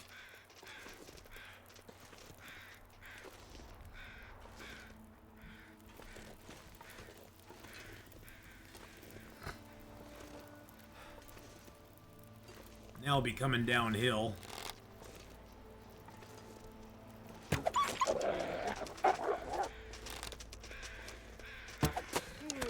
No, come back with my arrow! You son of a biscuit! Come back with my freaking arrow, you jerk! Oh! Mean Wolfie. Mean Wolfie. Mean Wolfie. I wonder what part of what pack I wonder what pack he's part of.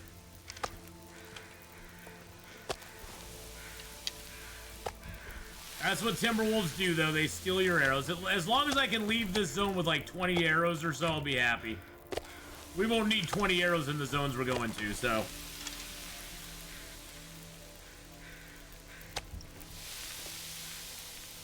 Sun's setting.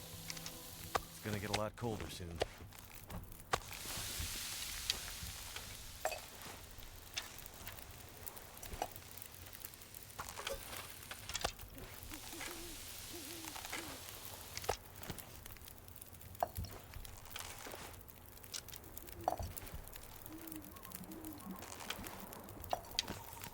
There we go. This pack is getting kind of heavy.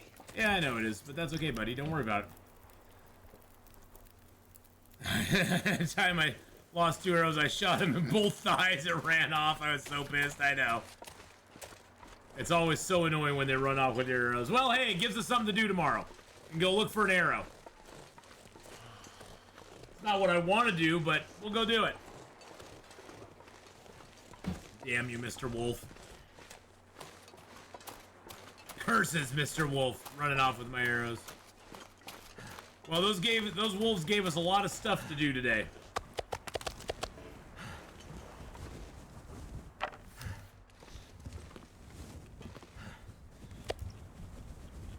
Look at us walking all over our food like that. How dare we?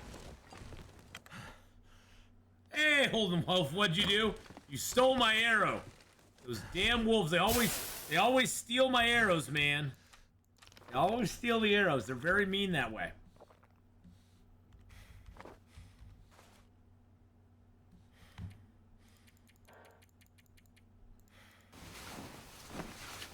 We'll go try to get it back tomorrow, though. Whoopsie, exactly. Holden Wolf's like, oh, wait, did I do that? He's like Urkel. He's like, did I do that? Yes, you did. You did that. And now it sounds like there's a storm out there, so that's always fabulous. I'd better find. You better find some what? What was that? Better find, excuse me, what'd you say? What were you gonna say there, buddy? Find some who? What?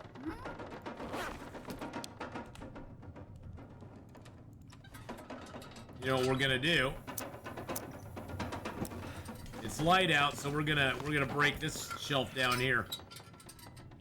Have I died yet? Oh no, I haven't died. We're on day 500 and what is it? 556. We've got 15 days left in Bleak Inlet at this point. So we're doing pretty darn good. I'm very happy.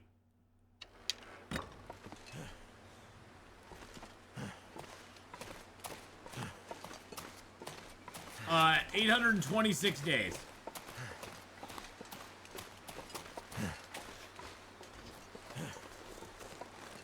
Yeah, 826 was the longest, and that one will fall at some point.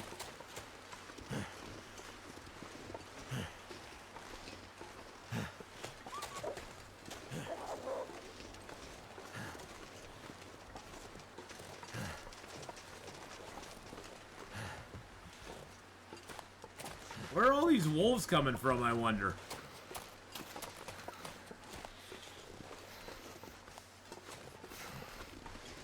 There's that little bastard right over there.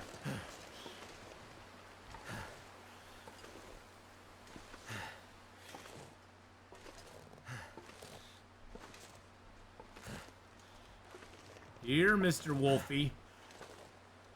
I want my arrow off that wolf, but there's another wolf right in my way here.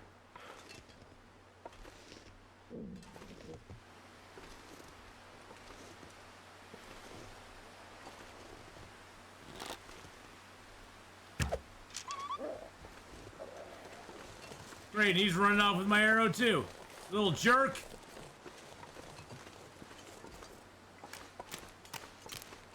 You little jerk. Come back here. Come back here, you bastard. I swear to God. Every wolf is like, oh, that's my arrow now. Bye. Bye. Effity bye. It's mine. Damn. Freezing. Oh, shut up, Will. We got more concerning issues right now.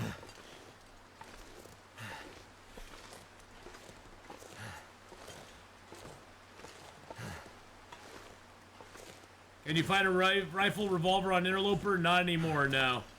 For a while, there were some revolvers spawning on Interloper, but they took that away from us. I actually like the limited revolvers we had spawning on Interloper. There was like no repair kits, so you could never repair your revolver, but you had a chance of getting a revolver and about 20 shells for it. Which I thought was kind of cool. It was like, okay, that's kind of a neat thing. it makes you have to go do a late game run to Bleak Inlet or Black Rock if you want to, get some more bullets made, and you'd have to find a few car batteries to do it, which car batteries are pretty damn rare in the game. Yeah, our only gun's the flare gun, and I have found exactly in 550 days, I found one flare shell. One.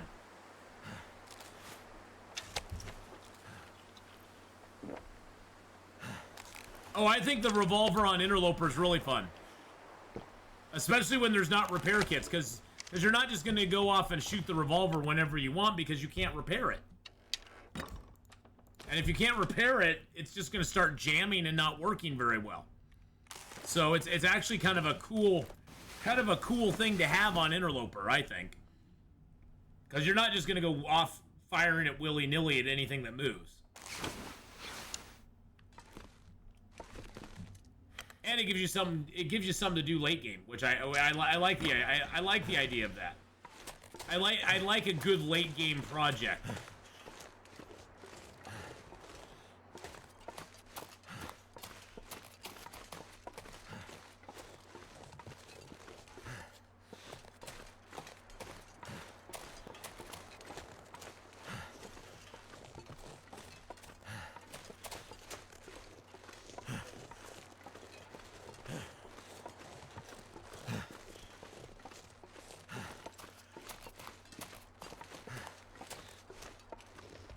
Well, we'll go up to the top of the hill here, see if we can spot the wolf corpse. And maybe find our other arrow now. Since that wolf just decided to run off with our arrow too, because he's a jerk.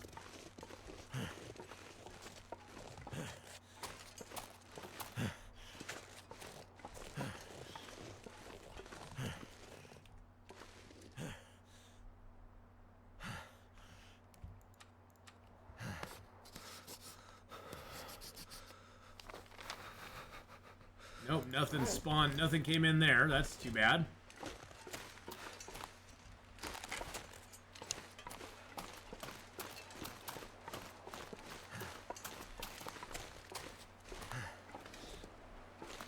Need to find some place to escape Is this. that another wolf over here? Yeah, there's another one over here now.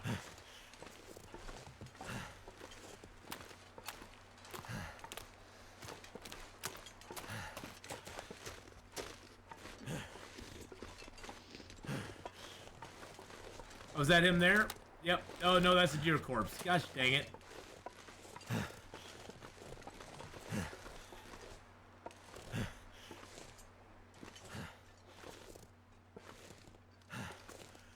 Shh.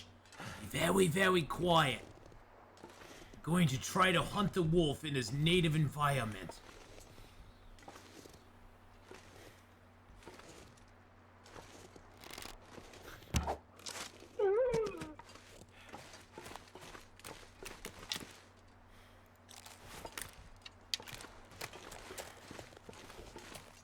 Forge leveling would be great too. You can make better and cooler tools late in the game. I've always advocated they should, we have simple arrows. We should have other arrows we can make that maybe would do more damage, have a better chance of critting, that sort of stuff. It'd be kind of neat if we could actually have other types that we could do. That would be really neat.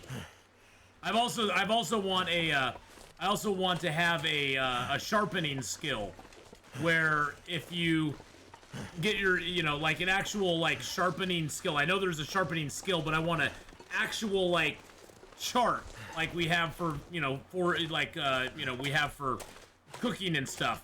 Where as you level your sharpening skill up, you use less of the whetstone, way less of the whetstone, and you get more out of it. Even more than you get right now. Oh, there's the wolf right there. He's out here by my birch. I knew we'd find him if we looked around long enough. Yeah, I know, he looks like a black blob on the ground, but that blob doesn't belong there. When you've been around this zone as much as I have, you know when something doesn't belong. One thing does not look like the others. And there's nothing out here other than the birch, so there's no stumps or anything, so our corpse had to be over here. I have not got the other moose to spawn, no. Thank you for my arrow back, sir. And yes, I will take your 3 birch here.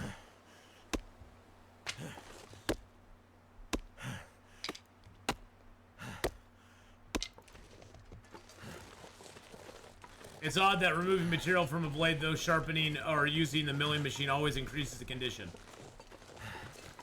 Well, you know, they have to have a way for you to be able to fix stuff up. But you have to figure, you know, it takes, at the milling machine, it takes a piece of metal to fix whatever you're fixing. So don't think of it as sharpening, it's more that you're fixing the item. So maybe you're adding the metal to the blade, or you're fixing the handle, or whatever you want to call it. You know, with the hacksaw, maybe you're replacing the blade with a new blade or something. I don't know.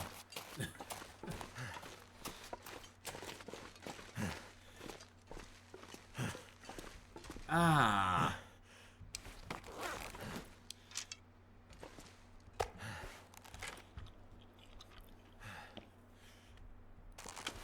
Well, if you're at a forge, you can just forge new ones. Just forge a new one. And it's totally fine. It doesn't take that long. It's only a few hours.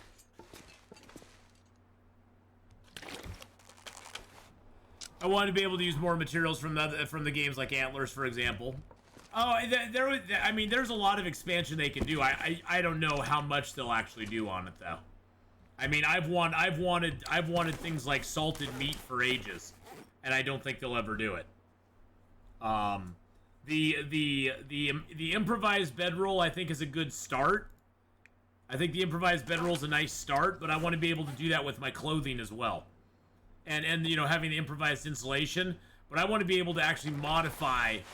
I want to be able to actually modify clothing. Like, take clothing, take, like, you know, certain pieces of clothing, like your coats, your boots, and your pants, and be able to add, like, you know, to deerskin pants, add some rabbit skins to it and make it more warm. So you could actually improve it. Now, when you go to repair it, it's going to take more than just a deer hide and a gut. It may take, like, 2 rabbit hides and a deer hide and a gut to repair it. So you'll have to up the number of resources it takes to repair things, but we'd be able to actually improve them. And they could even do it where if you add rabbit hides, you get a certain feature, like you get more warmth. If you add a deer skin, you'll get more windproof. If you add a bear skin, you'll get a little bit more warmth and a little more windproof, and maybe a little protection. You know, but it costs you a bear skin every time you need to repair it now. And so make it costly, but make it have some benefit. It would definitely be something where it'd be definitely geared towards late gameplay to up your warmth and up your windproof and up your protection. But only after, you know, you wouldn't be able to rush it. You wouldn't be able to do it instantly. It'd be something you'd have to wait till kind of far down the road before you could actually utilize it, which I think would be kind of cool. That would be the kind of thing I want to see. And I think the bedroll and the yeah, exactly. Things that make the late game more fun. Well, that's why I was really happy Taigo, when the revolver was in the game for a little bit. When they first released Tales from the Far Territory, you could get the revolver in Hush River Valley, and you could get the revolver. Well, you could get the revolver in, I mean, Broken Railroad. You could get it in that locked box. You'd get a revolver and like 6 shells out of the locked box. And it was like, okay, that's cool, but you get no repair kits. So whenever you find the revolver in, that's the condition it's going to be in until you go to Bleak Inlet or Black Rock. And the shells that you get are the only shells that you're going to find. And so you have to police your brass, and then you have to gather up batteries and the dusting powder, or the dusting powder and the fertilizer stuff, the grow well and the stump remover. You have to gather those up, and then you have to go to Bleak Inlet or Black Rock, and then you have to open up the cannery or the milling area. Then you have to craft up the gunpowder. You have to craft up the bullet heads. And so you have to have batteries in place. You got to have so much in place before you do that. And I was like, cool, this is awesome. It gives us something late game to do. And then they took it away. And it's like, oh, never mind. Oh, well. It would have been fun.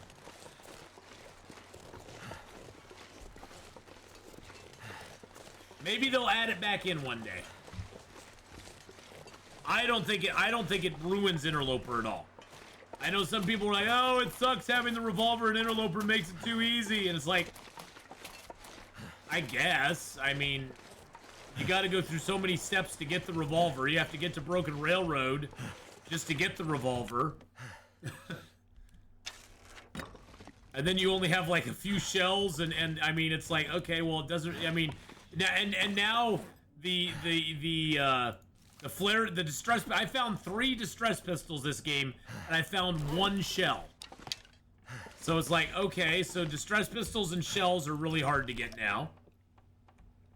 Okay, that's fine. I mean, whatever. It's, you know, it is what it is. I'm not, you know. It makes it harder to hunt certain animals, but that's okay. Might have to drop some gear. I'll leave that meat here. I'm gonna take this meat over to the cannery with me. So yeah, I would love to see them add more late game stuff into the game.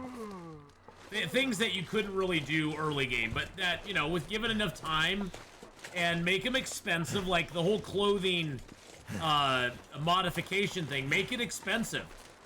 If you decide to add an extra hide to any piece of clothing, now when you repair that piece of clothing, you have to use both hides and extra guts, which will dissuade people from just willy-nilly doing it, because then you have to like spend a whole lot more to repair it. It's sort of like the ptarmigan, the improved improvised bedroll. You have to use 2 pieces of cloth and ptarmigan, more ptarmigan down to repair it now. So, do I have to save my journal after I died in order to get progress towards the badges? No. The game keeps the journal just gives you a journal you can go look back on. I don't think you have to save the journal to have the progress towards the badges. I may be wrong on that, but I don't believe you have to now. Oh, there's another wolf that spawned over here too. So the wolves are actually respawning now.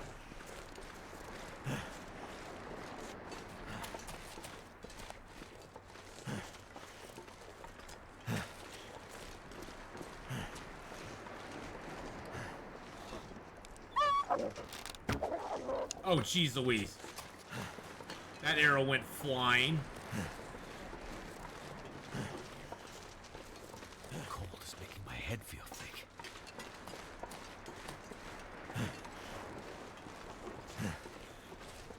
That arrow went a bazillion miles away.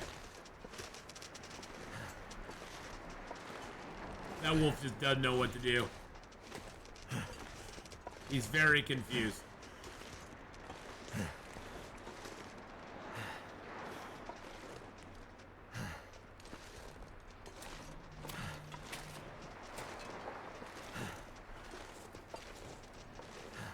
Timberwolves are working exactly as intended, boys and girls. Exactly as intended. Don't worry about it. It's gonna be fine. They're working as intended. Best mechanic in the game. Bar none. What the heck was that? Freezing. I heard a doink. What was the doink?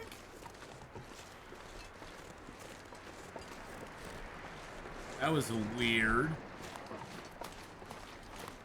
Oh, even better than the instant death gas, yes. It's the best mechanic in the game. Hey, look, there's another thing out there. There's a locker out there now.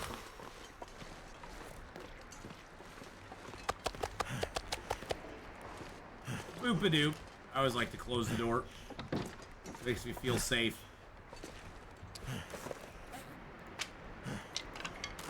it makes me feel safe. I feel safe in my house now.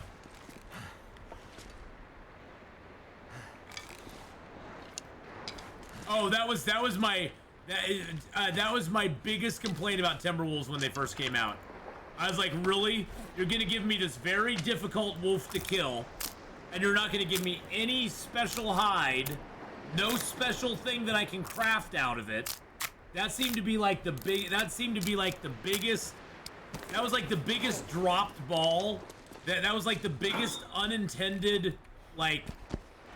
It just made no sense. It's like, okay, so you give me this really hard animal to kill, and you know, that's kind of an annoying pain in the ass, and then you give me no benefit for it. You don't give me a special hide. You don't give me a special coat that I can make out of it, or maybe a pair of pants or anything from it. It's just a regular old pelt. It's like the only thing that Timberwolves have over other animals.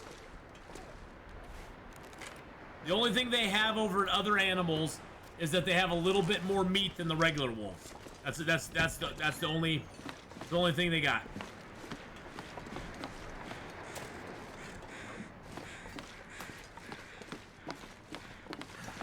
Other than that, they're pretty much just an annoying wolf. It has very bad mechanics.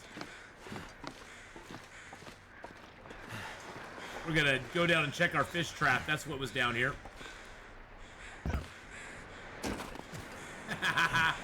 I've gotten good at that. I've gotten good at that. That little jump there to get down without hurting myself.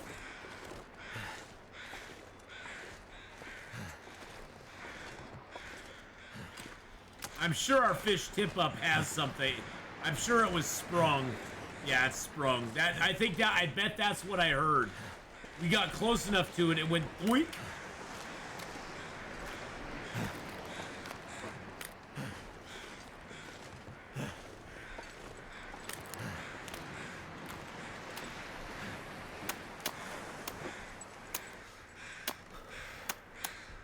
Cool hat with a wolf head, that would be awesome.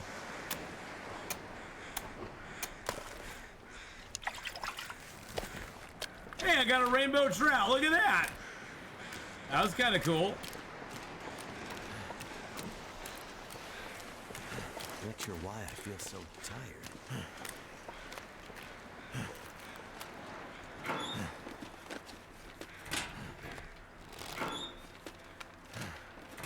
Wow, that was really worth it. Not.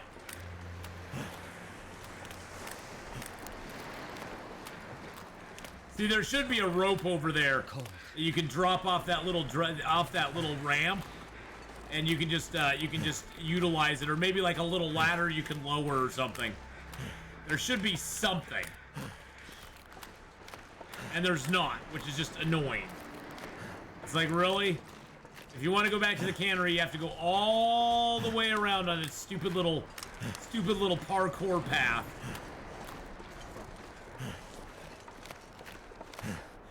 Which isn't hard, it's just annoying that you do it once, but then you have to do it again, and again, and again, and again, and again, every time.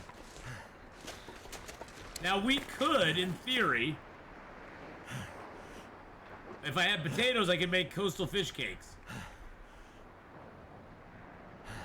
I did get the dock workers pie, which is kind of cool. I think I could make rainbow trout. I could make the trout stew if I had broth, but I don't have any more broth.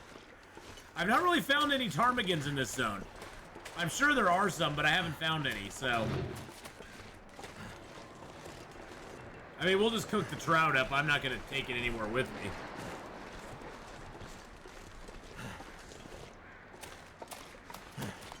You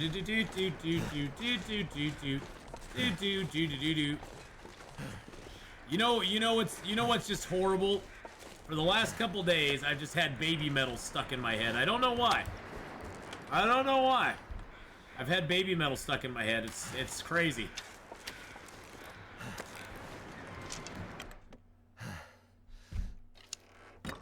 Especially Gimme Chocolate. And it's not even one of their really good songs, I don't think. I've had Gimme Chocolate stuck in my head for like 2 days straight. Oh well, sometimes you just get that earworm, you know? You get the earworm and you're just like, why do I have this earworm right now?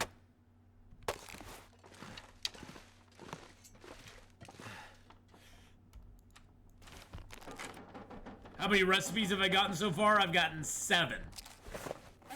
Something's making me feel really tired.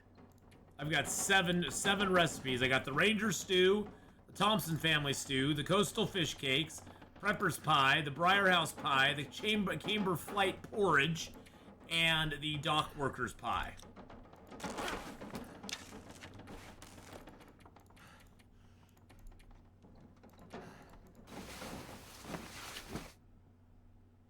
So I've gotten some good recipes so far.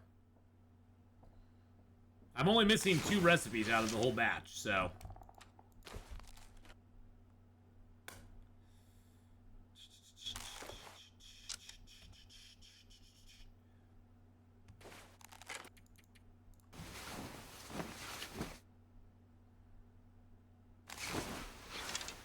There we go.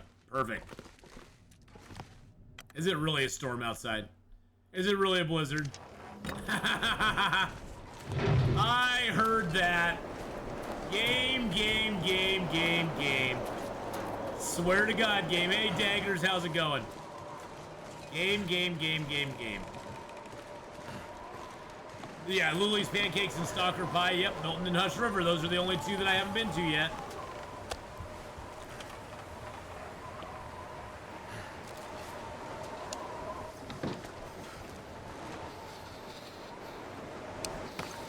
You know what we can do today? Yeah, let's do it. Let's do it. Time's up. Let's do this. Leroy Jenkins. All right, let's drop off. Let's keep the birch on us. And the arrowheads. I'm gonna drop a little bit of this in here.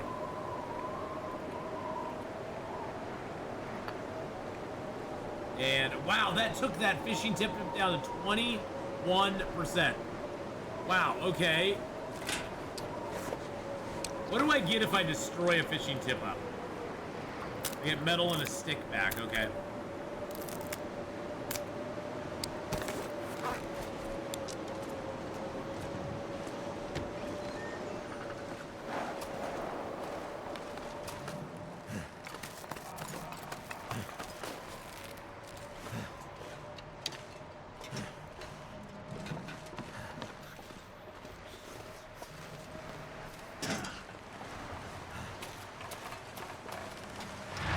Yeah, let's go into the cannery and get a few things made. I need to make some arrows.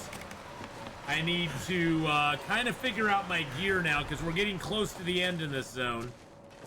I mean, we have a few more days left to go. Oh, it is -8 in here. Wow, that is a nasty ass storm going on outside right now. It's one of the biggest storms we've had so far. Let's see what the temps look like with the wind chill.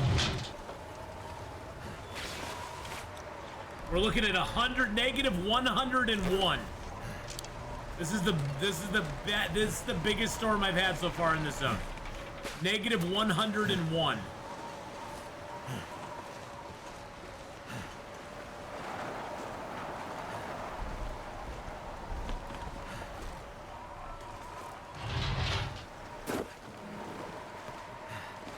Cannery wolf scares me sometimes. You got jumped while crafting. Did you not kill Fluffy before you started crafting? She never respawns. As far as I know, she's never respawned for me.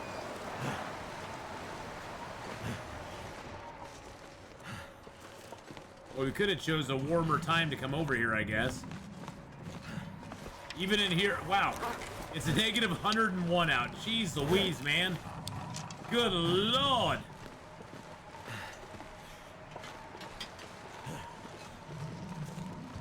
Now it's only -62.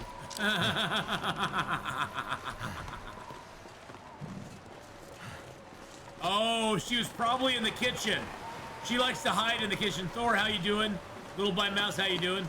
Yeah, if you gotta be careful about Fluffy. She'll go hide in the kitchen from you.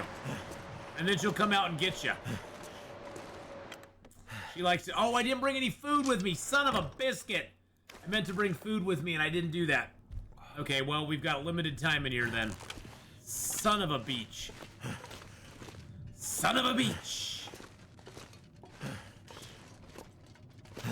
It looks like we'll have to make a trip back. Okay, so we do need some feathers.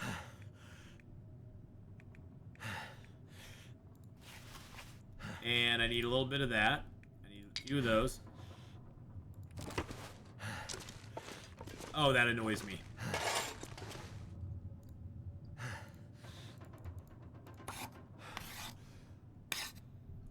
Majorly annoying.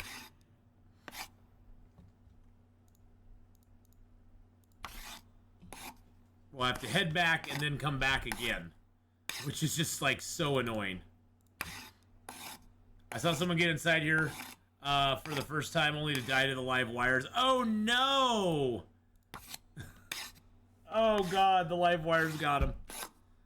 That is a sad way to go, but hey, it's happened to all of us. I've died by live wires before too, so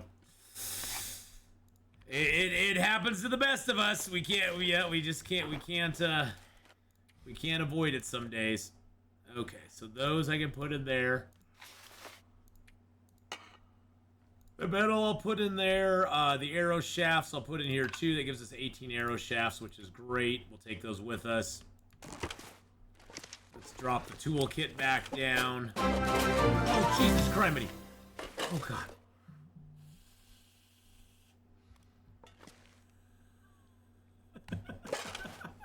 Righty Beef just sent me some Moda pizza. Righty Beef, thank you for the pizza. Oh, my goodness. Lunch is on the way, baby.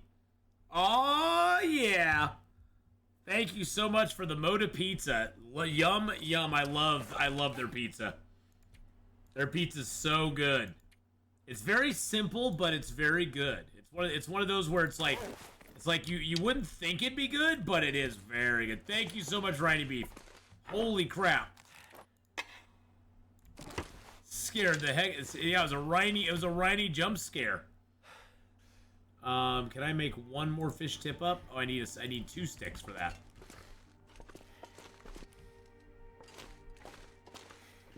I could probably break a torch down and get another stick. I don't want to. 206 feathers. My feathers duplicated somehow. They duplicate. I don't know how they duplicated, but they did it. Yes, the treat stream app. Yep. It's through yeah. It is through Treat Stream.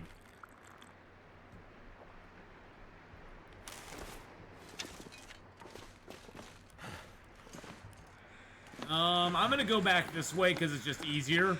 Now that the blizzard's gone. But thank you, Rhiny Beef. That's so kind of you to send me some foods in my time of... How did you know I was getting hungry? That's what I want to know. How did you know I was getting hungry? I was actually thinking... Wow, in about 50 minutes, we're going to be switching games. I'm going to go get myself a snack, make myself a sandwich, and now I don't have to. Now I just go, oh, okay. Ath, can I go play some Conan with Tylea? You can go play some Conan with Tylea. Go play some Conan. Let's get a few more, cans of sardines. There's usually 3 crates here, and they each have sardine cans underneath them. Like 3 to 4. Never felt so cold. Bye, Tylea. Have fun. Bye-bye. Bye-bye. Bye, Rainy Beef. Have fun, darling. So yeah, those each have sardines underneath them. You usually have to get cold. Oh, there's a body out there. And there is something else out there now, too. You usually have to get pretty cold to get them. But it's kind of nice because it gives you free food. It gives you lots of free food.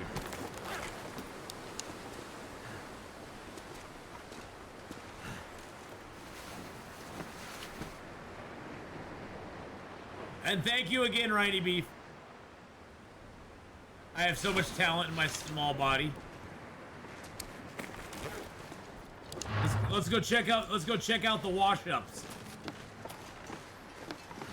Oh, you know what we need to do first is grab some food. That's what I forgot to do. Sardines are not too bad to eat. I don't like pickled stuff. I don't like stuff that's been pickled or, you know, whatever it is they do to sardines, I don't like it. But I don't like pickles either, so just the smell makes me kind of go.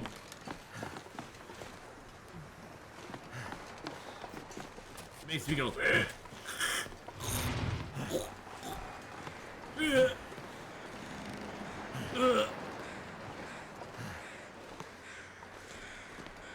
Well, I found a good way to get down here to the ice. There's this board here. You come down this, and then you jump to that board there, and then you just walk down that board. You don't take any damage. Oh yeah.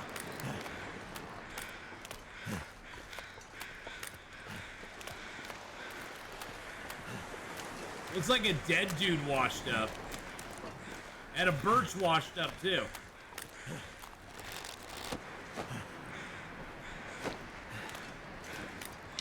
Well, I knew there had to be a way down, Psychotic Deer. Because I knew I had to be able to get down there somehow. What is this? What is that? Is that a canoe?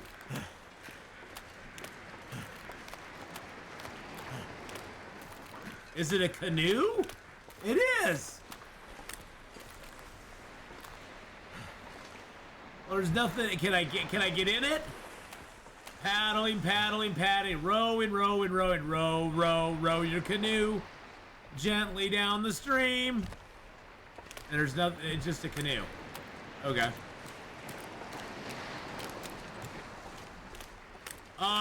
There are small boats that wash up. There are small boats that wash up, Little Blind Mouse. I've only found, I think, 1 or 2 in all my plays, but we found a kazoo. No, we didn't find a kazoo. No, I wish I could. I wish I could find a yo-yo and a kazoo. Those would be my, you know, favorite pastime type activities. If I get a yo-yo and a kazoo, I'd be like I'm totally down. Okay, Mod Pizza got my order. They're preparing it. It'll be delivered between 11:39 and 11:54. So in about 20 minutes, I'll get my food. Yum! You can row off Great Bear. I know. I should be able to get that. I should be able to get that canoe. I should be able to make a paddle. I should be able to row my way out of this place. I can't feel my hands. Washed up transport ships or something. Well, you do get a washed up fish. You get a washed up fishing boat every once in a while. So it's obvious stuff is happening outside of Great Bear as well.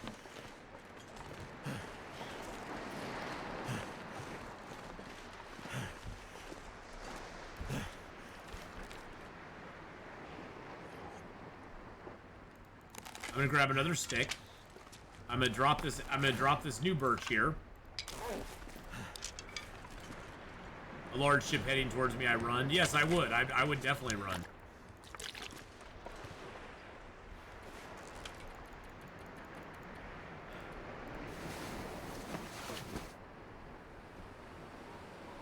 I've never been in those parts in my playthroughs. Wow, and then another storm hits. Jeez Louise, man. George and Wheezy. I was hoping for an Aurora, but no Aurora for you, sir.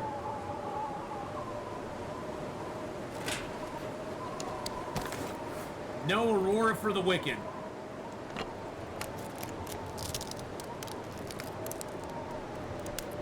A wash-up cargo ship would be interesting, but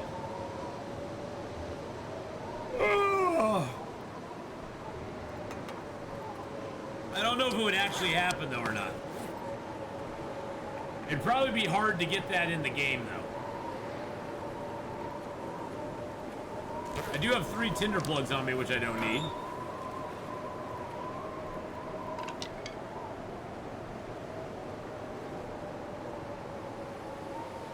Bippity boppity boopity boo. Okay, so I have the oil there. I got that's my travel stocks.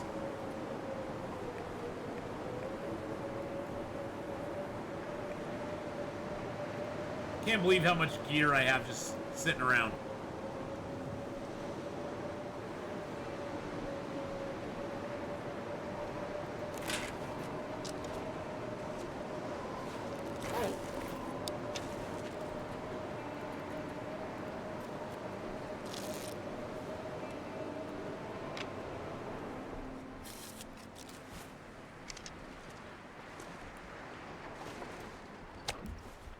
Yum, yum, yum, yum, yum, yum, yum, yum.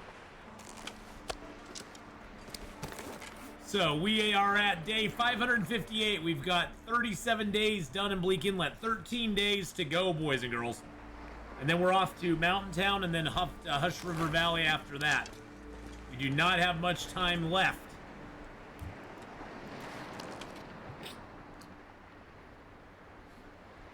That I'm excited about. Okay, so let's get a little more sleep.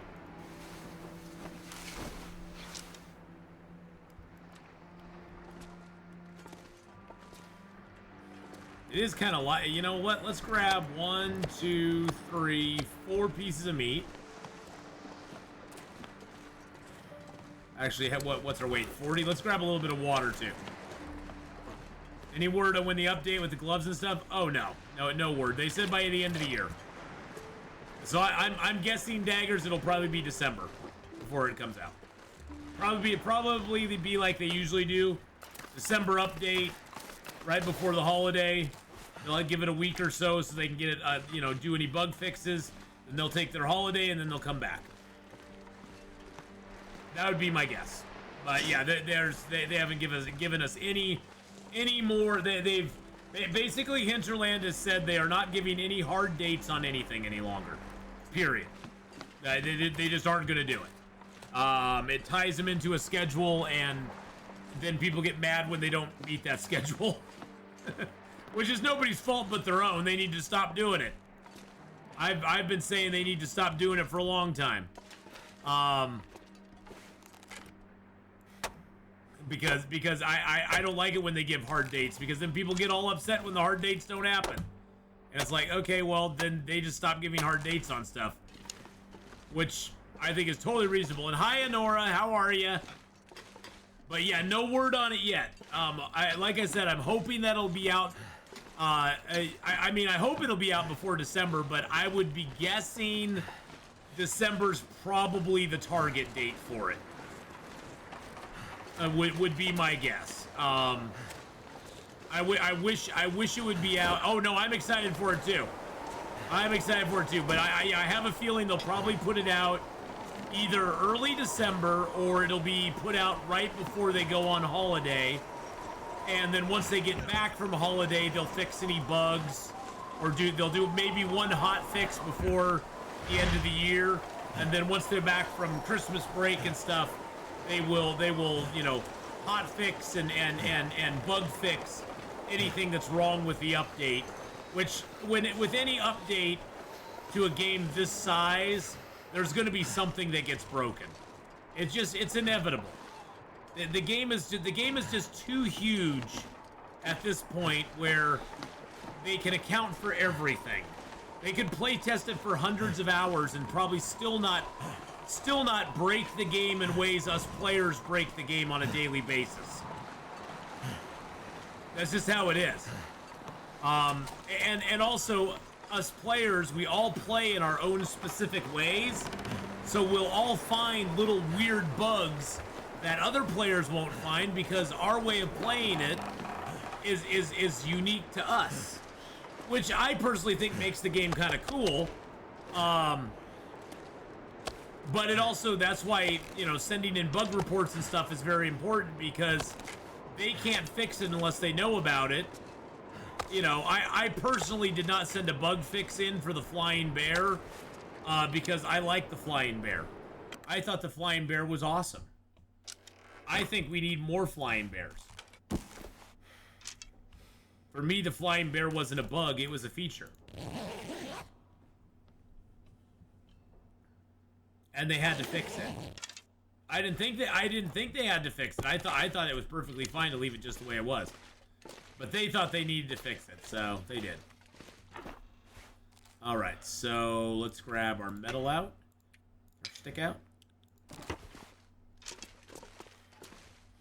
The guy who died in Live Wires had a flying Timberwolf and that thing went storing. Bear was working intended. I know, it was working as intended, and then they broke it again. I like the flying bear. The flying bear was the best thing in the world. I do need to make some more, Oh, I don't have any guts here? Are you kidding me?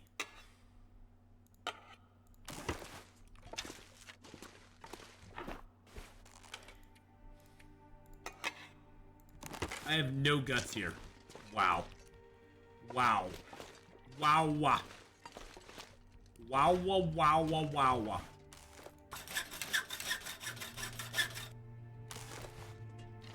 I just want to get some more metal. Because I'm hell-bent for leather, and I love my metal. Yeah, the flying bear was a feature. That wasn't a bug.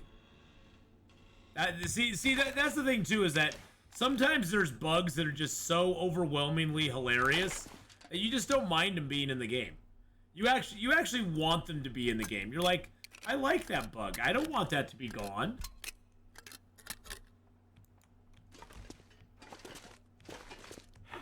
All right, let's throw the rest of the metal in here. That actually worked out perfect. Now we have lots of metal because I'm hoping to get one more Aurora before this all goes away, so we can repair those and this all back up to 100% before we leave the zone. That would be super duper nice if we get at least one more Aurora for ourselves. I am gonna leave. I'm not gonna eat here. I'm gonna leave that meat alone.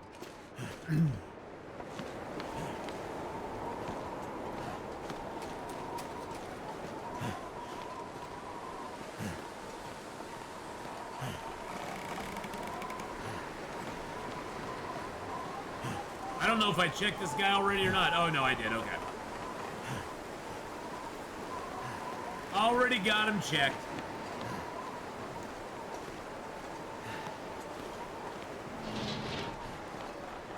But yeah, they fixed.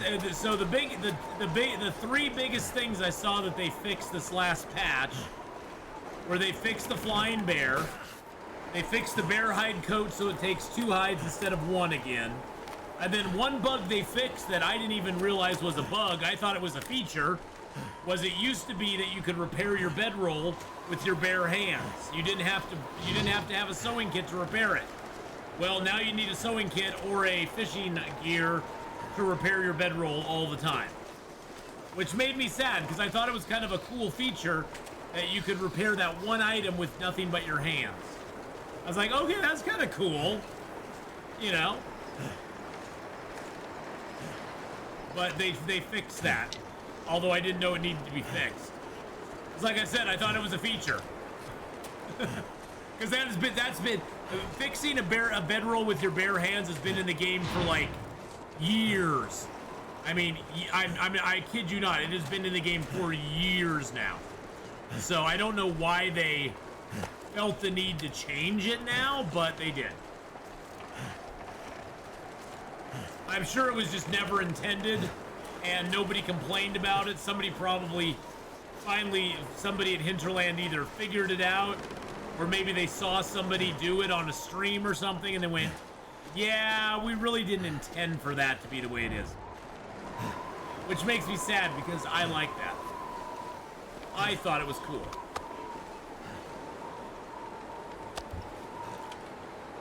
Okay, let's eat some food.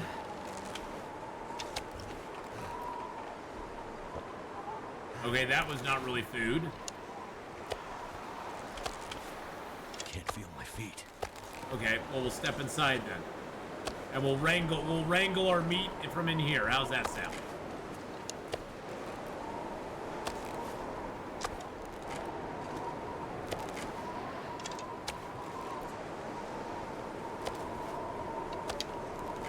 It's the whole indoors, outdoors. Now I'm on the inside, now I'm on the outside, and then I'm on the inside, and I'm on the outside. and then I'm on the inside. It's probably on the to-do list, but low priority that kept me put down. Yes. There's one heck of a quote to be. What? I'm on the inside, then I'm on the outside. Whoa! Hey now. I'm gonna play with my meat.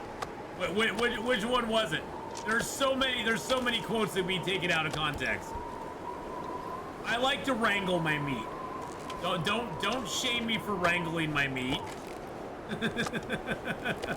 Sometimes I wrangle it on the inside, and sometimes on the outside. Then I wrangle it on the inside, then I wrangle it on the outside. Don't meat shame me, okay? Can stop me.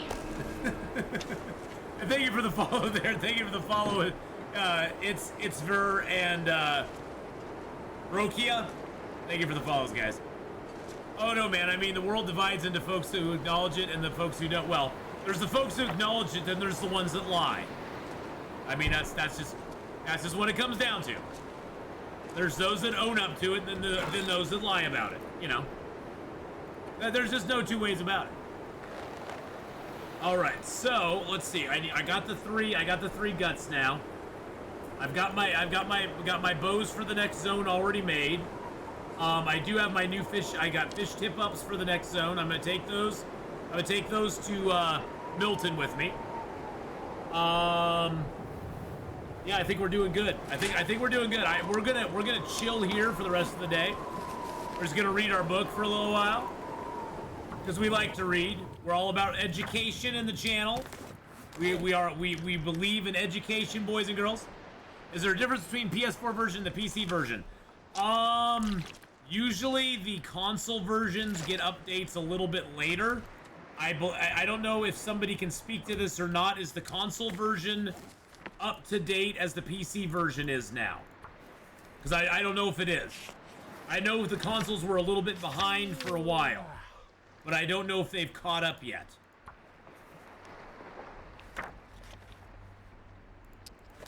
But that's the only thing that usually is different between the two.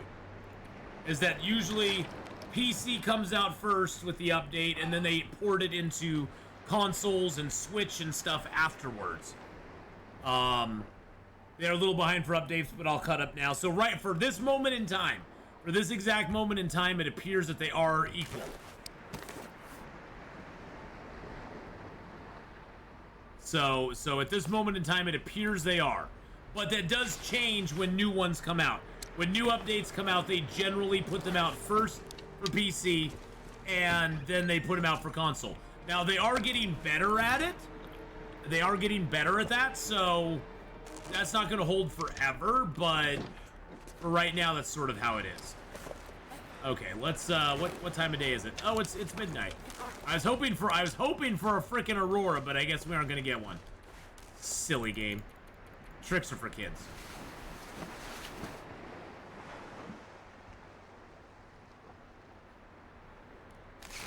Hey, Soplo, how you doing? Hello, hello. Why, hello there.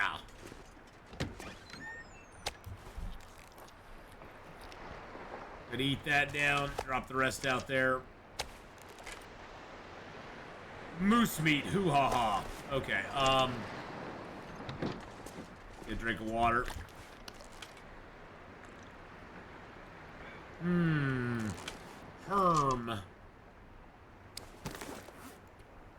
What to do, what to do. Okay, so I got my guts on me, right? Yes, I do.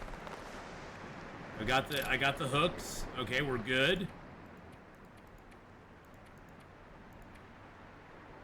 I've got all that reclaimed wood. Let's drop that here. I was like, why am I so heavy? I was looking through my gear going, why am I so freaking heavy right now? Any tips for new players? I would definitely start playing on Pilgrim or Voyager just to kind of get used to the game. The trick is though, the main thing with the game is that map knowledge is very key. Knowing where things are, knowing how to get from place to place in every zone. That's why playing on Pilgrim and Voyager to start with is very important. Just because then you can learn the zone and you don't have as much danger from the weather, the animals, and that sort of stuff. And there's more loot and stuff like that, so you can more take your time and look around. Because finding your way around each zone is very important. Right now we're in the Cannery. And you got to remember that even though there are these maps you can create in the game, the map will never show you where you are on the map.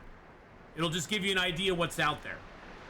So map knowledge is the biggest thing. And I'd start on, like I said, Pilgrim or Voyager, depending on your comfortability level. The only difference between Pilgrim and Voyager is on Pilgrim, the animals are all passive unless you attack them.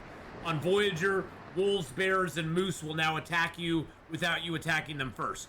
So that's the only real difference. And then just kind of have fun with it. You know, you're going to die a lot. Your temperature is going to be the big thing. You have your 4 bars, your warmth, your rested, your thirst, and your hunger. If any of those go into the red, you start to lose overall condition. If your overall condition drops to 0, you're dead. So getting good clothing to have a nice warmth bonus is very important. Getting good gear, like, you know, different bows and arrows and guns and stuff is important because that protects you from the wildlife. You gotta get food, you gotta get water, you gotta get pans, and you gotta get cans to make water in. And you also have to get pots and pans to make the different food items in as well. So there's just a lot of stuff to manage at once, but you know, just jump in, like I said, the Voyager, Pilgrim, play around for a little bit and have fun. Now, Bleak Inlet, going back to your question, Soplo, right now we have to spend another 12 days in Bleak Inlet. Yeah, matches and flares start fires. The best way to do fires is that once you build a fire, grab a torch from it, because from then on, you'll want to light your torch and then try to light the fire. Lighting a torch is always a 100% chance to light a torch, unless it's windy. And then once you have the torch lit, as long as the torch has life on it, you can try to light the fire. If you fail, you can try to light the fire again. If you fail, so you can keep doing that till you get a successful light. And torch lighting is very important because it saves your matches. You don't have to keep burning through matches all the time. It's not as important on Pilgrim and Voyager, but once you get to Interloper, match conservation is a very important thing that you have to do, because you will run out of matches eventually. I mean, right now I still have 119 matches left, but you will run out of matches eventually if you're not careful, especially early game. Especially the early game. Map knowledge is essential to have fun in the game and then have a plan for what comes first. Yeah. Summit, backpack, bow. The thing is, the beauty of this game is there's no right or wrong way to play it. You can approach the game however you want. I mean, doing my 50 days in every zone challenge, I spent my first 100 days without a bedroll, and I did just fine. Well, it was a struggle, but we did okay. And then we spent our first 200 days without a knife, without a hatchet, and with no weapons at all. Because we didn't get to a forge till day 200. So, you can do it. It can be done. It makes it a lot tougher, though, but as long as you're surviving, you're doing it right. You just have to live one more day. One more day is all you have to do is live one more day, and you're good to go. And it's always sort of you're fighting against your own personal best. That's why a lot of times you'll see people come into chat and be like, "Hey, I just hit 28 days on Interloper. It's my personal best," and that's because they've never gotten to that point before. And that's exciting. Everybody's, you know, and that's the thing is everybody's super supportive. It's like nobody's like, "Oh, well, I've lived 100 days on Interloper, so you're a scrub." It's like, no, everybody's like, "Dude, that's awesome. You got your personal best on Interloper," because that's a big deal. We've all been there. We've all been there, and I think that's the thing about the community with Long Dark that is really awesome, is that we've all been at that point where we've not lived for very long on certain levels. We've all fought through those struggles, so we all know what it's like. We all know what it's like to get to day 28 or day 30 or day 100 or day 500. We know what it's like to get to those points in the game, and that's why we're so, willing to cheer a person on when they've reached that personal best, when they've reached that new goal, because we know what it took to get there. And it takes a lot. I mean, the jump from Pilgrim to Voyager, I always say that if you say Pilgrim is like level 1, okay? Playing on Pilgrim is like playing on level 1 of the game. Going to Voyager is like stepping up to maybe like level 3.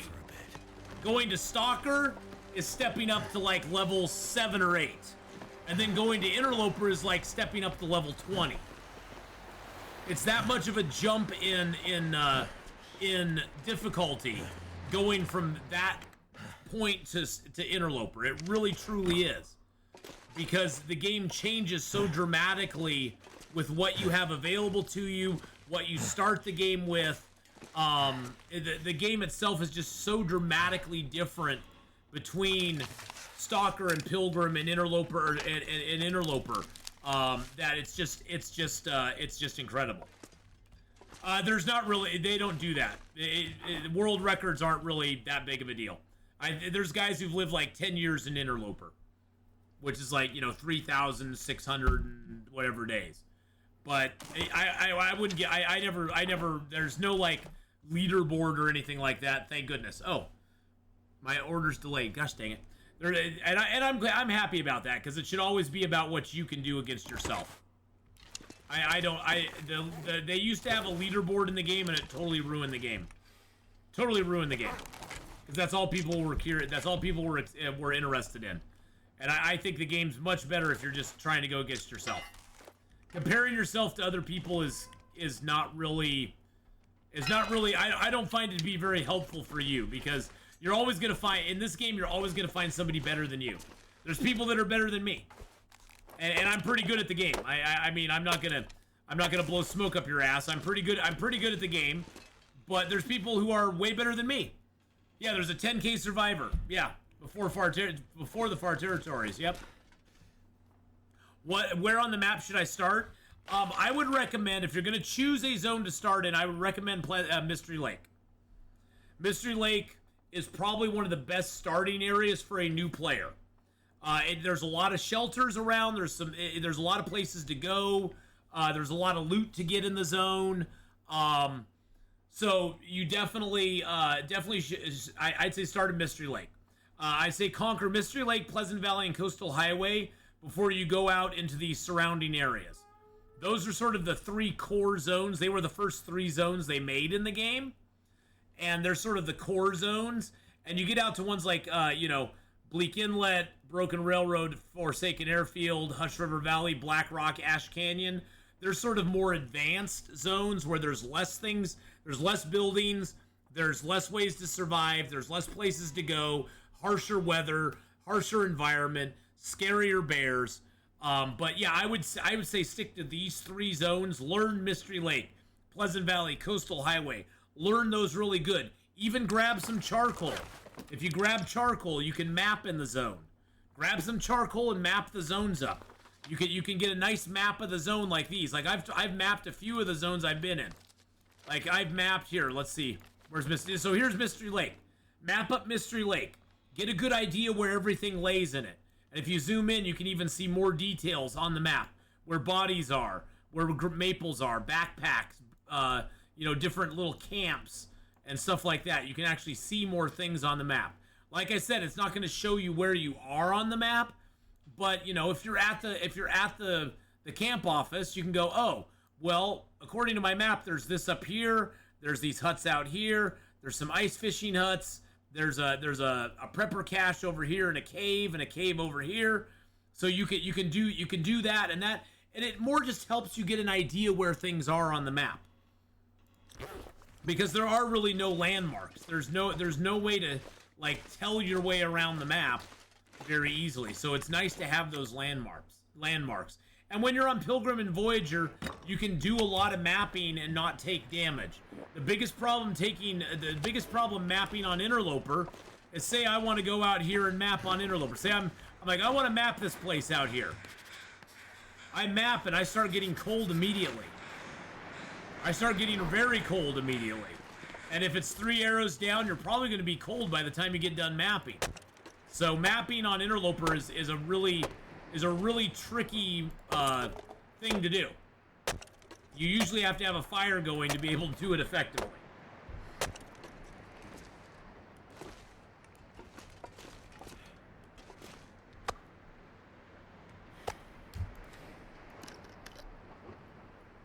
You can play super safe and survive 1,000 days, but you can survive 100 days but explore much more. Well, and that's the thing, Soplo.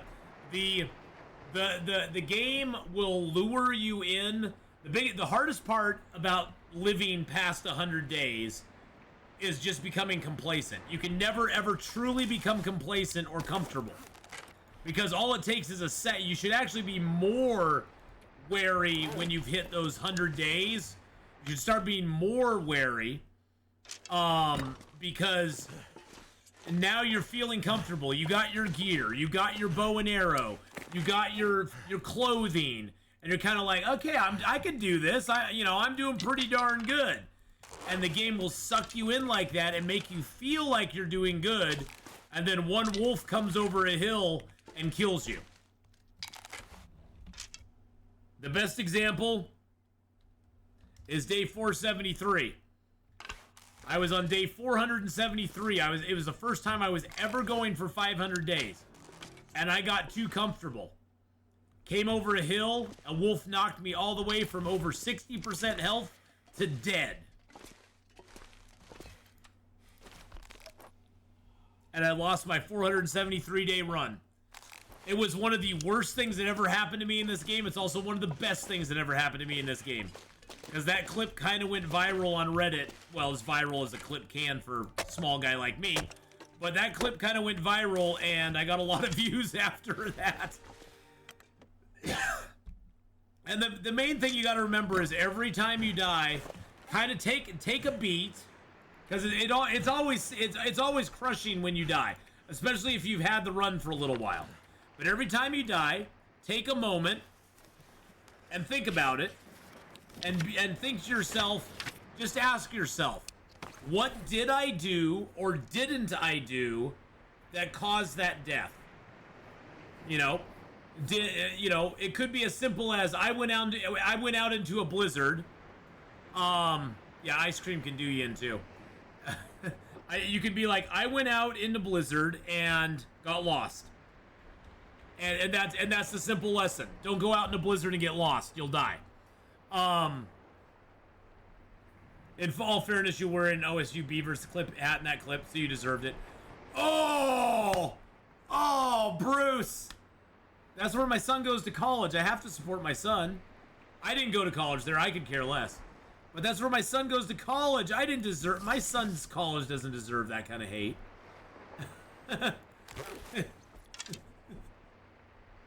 Yeah, is Oregon State to the Beavers? Yeah. Yeah, you went to University of Oregon. Yes. That's okay. That's all right. It's okay to be a duck. I'm not. Hey, I have nothing against the Ducks. I have nothing against the Ducks at all. So that is totally okay, though, Bruce. That's totally okay, my friend.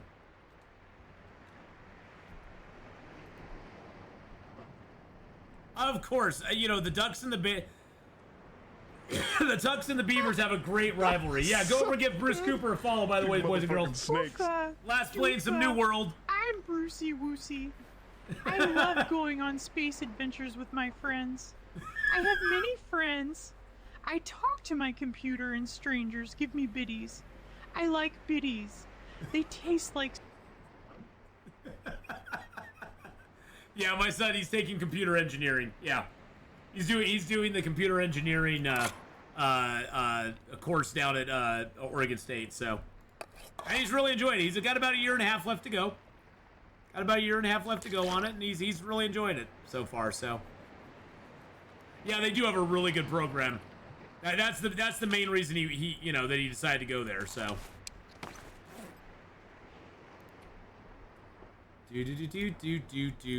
There we go. But yeah, every time you die, though, going back to that, every time you die, you just have to ask yourself, what did I do? Or a lot of times, what didn't I do? So that clip there, the day 473, it's not so much what I did in that clip that caused me to die. What I didn't do is I didn't have my axe along. I didn't have my axe along. If I had had my axe along with me, I probably wouldn't have died in that clip, because the axe pops the animal off you a lot quicker than the knife. And I had left my axe behind because I was like, oh, I don't need the axe. I'm just making a little run to go grab some stuff, and the axe weighs a lot, so I don't need that. Oh, this is beautiful. Any tips for streaming on Twitch? You know, it's pretty much just set it up and go. It's one of those where streaming on Twitch is not,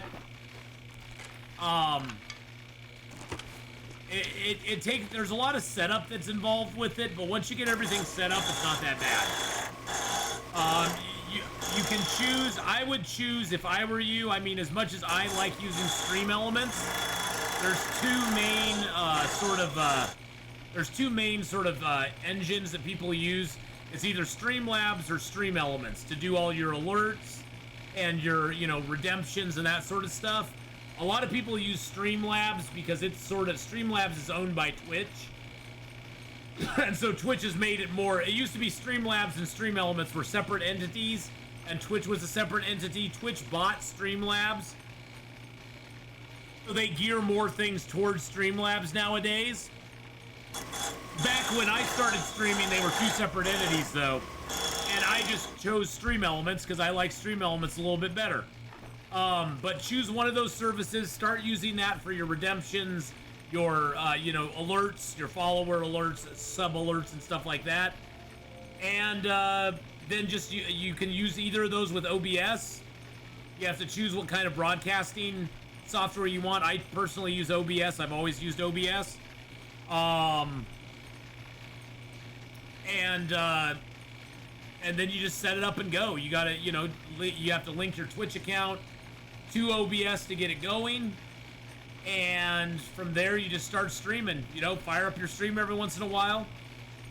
You know, you have a YouTube channel, so you could have people, you could tell people, hey, I'm streaming on Twitch as well, and have them come over from there. And they could, you know, you get some follows and stuff from there as well. For unknown people like us, Paraglock, it's a little bit harder because you have to sort of fight your way into the space. But you just find your niche on Twitch and find your niche on Twitch, and then go for it. I mean, you know, for a long time, all I played, almost exclusively for several years, was Long Dark. And I know for some people that's very hard to do, to play the same game over and over for years on end. For me, it's not too hard. I could play Long Dark all day, but there's other games I like to play out there now, so I do other stuff as well. And I've sort of branched out to a wider genre of games than I used to play, which I'm enjoying a lot. It's a lot of fun to have a wider genre of stuff that you play. But for me, Long Dark was like the main thing I did for years. But you have to find your own niche, whether you're a completionist, or you play first-person shooters, or you do all survival games, or all platform games, or you're a total variety streamer. I think variety streamer is probably the hardest one to do, because one part of streaming that is a part of growing an audience on your stream is that your audience is going to have particular tastes. And so, like, when I and you'll notice this on my channel as too, when I play Long Dark, I generally get the most viewers, because that's what I'm known for, is playing the Long Dark. When I switch to any other game, regardless of it being a survival game or a non-survival game, I switch to anything else on my channel, and my viewership will drop. And sometimes it's a small drop, sometimes it's a precipitous drop, where, you know, my viewership will drop by half by going to another game. But that's just the way it is. I mean, that's just how it is. But I've also gained followers from being, you know, from playing other games as well. Like, I'll gain followers when I play Icarus. Or I'll gain followers playing 7 Days to Die. You know, or something like that. So there's certain games you got to kind of feel it out. But being a pure variety streamer, like I was saying, is kind of hard because your audience, unless you're playing a variety of games in the same genre, if you're playing, one day you play Fortnite, the next day you play Long Dark, and the next day you play, you know, I don't know, Jackbox party games. If you're switching around game genres a lot, you'll have a hard time building an audience, just because an audience for Long Dark is generally different than the audience that plays, say, Sims 4 or Fortnite. It's a different group of people. Not that that's a bad thing. It's just that it's hard to keep that audience going, because they're used to you playing a certain thing. And like I said, it's neither good or bad. It depends on what you want to do. And if you want to be a variety streamer, be a variety streamer. You know, put that right out there and say, hey, I'm a variety streamer. And I'm going to play a variety of games. I hope you enjoy them. If you got suggestions for me, let me know, and maybe I'll play your game next. Aw, thanks, Paraglock. You're too kind. And yeah, when you and the other thing to do as well as a streamer, Paraglock, is what you're doing already. Build relationships with other streamers. Relationships here on Twitch are a very important thing towards building your channel and towards getting your name out there as well. You want to raid people when you get done streaming, no matter how many people you have. You could have 3 people watching you. Go raid somebody. You know, and hang around their channel for a little bit. Say hi, you know. And you build those relationships up. And for me, I think, you know, a big thing that helped me out early in streaming is that I made very close relationships with games, yeah, with Gameslift and Hyperman X. I made a very close relationship with both of them. They were both Long Dark streamers. Hyperman streamed right after me. Oh, my food's here. I'll be right back.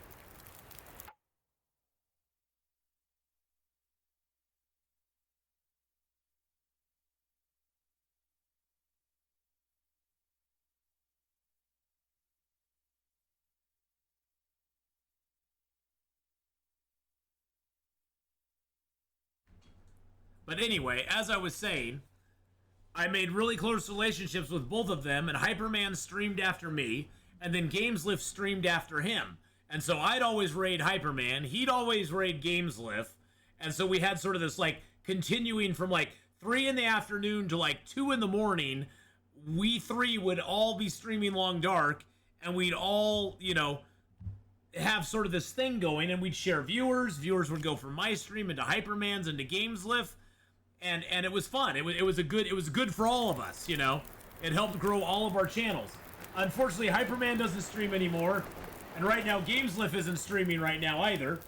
By the way, my pizza just got here, my mod pizza, yum yum. Oh my god, it's so good.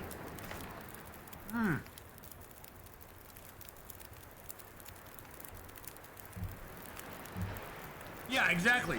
Rand, Thomasina, the whole community. That's the one thing too, Paraglock, is when you're around the community like you have been, and you're in other channels, like Rand's and Thomasina's and stuff, I've always been a big proponent of promoting other people. I think promoting other people never hurts you, and it only helps.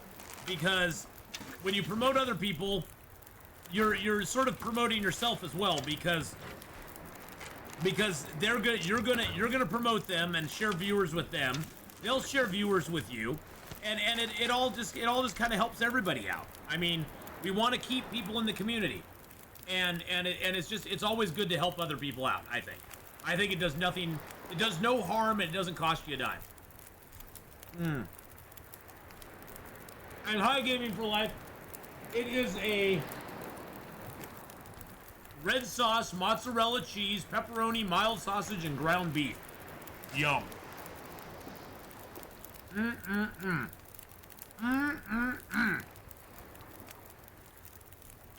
So always, you know, if you can remember to, or your mods remember to, I always encourage people to shout out people when they see them in channel, or if they get rated by them. I think it's very important. It helps our whole community, and And like I said, there's no downside, I don't think.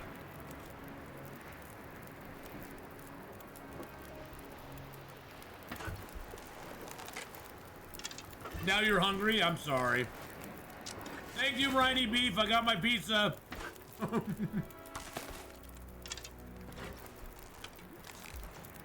I'm doing good now that my sleep and stuff is back on schedule. I'm doing way better. Oh my gosh, we're down to 11 days left. 11 days left in Bleak Inlet, boys and girls. Oh my god.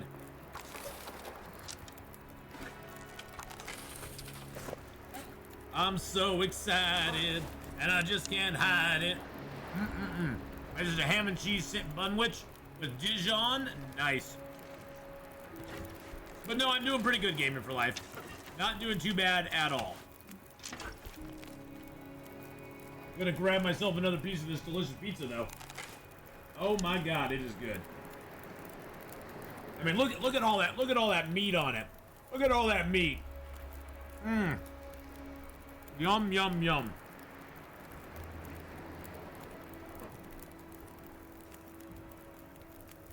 You know, for me, Paraglock, for the past 6 years, this has been my fun job. I had my regular job, which was my, you know, sort of my main job, but this was my fun job. And then at the beginning of this year, since I lost my job back in December, at the beginning of this year, this became my main job. And now I do, you know, lift on the side to make ends meet. And so this is like my full-time gig now. This and YouTube. And I'm really enjoying it so far. It's been very, very nice.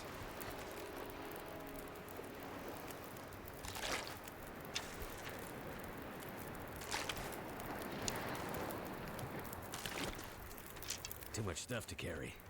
Will. Shushy boo. Shushy boo, my friend. So see, like this ruined bedroll right here, we could use that to make another improvised bedroll if we needed to. Why am I getting text messages? What is this? Grubhub order for Mod Pizza is here. Yeah, I know.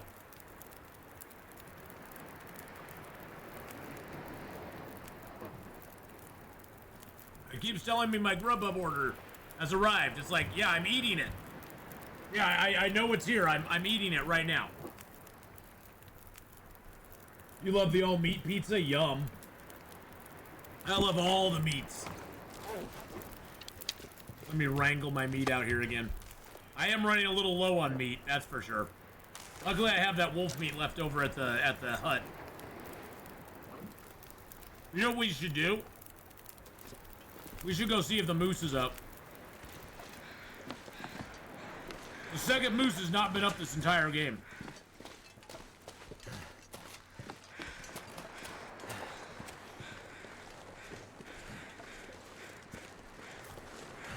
I even love the crispy crust.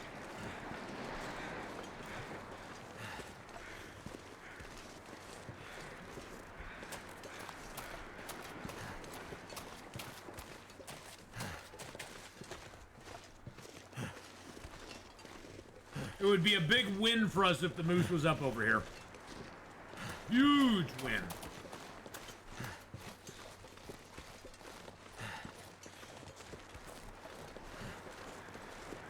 I also got a Sprite with my meal. And I got a mod no-name cake. I don't know what exactly it is. I think it's like a ding-dong. It's kind of like me. It's a little bit of a ding-dong.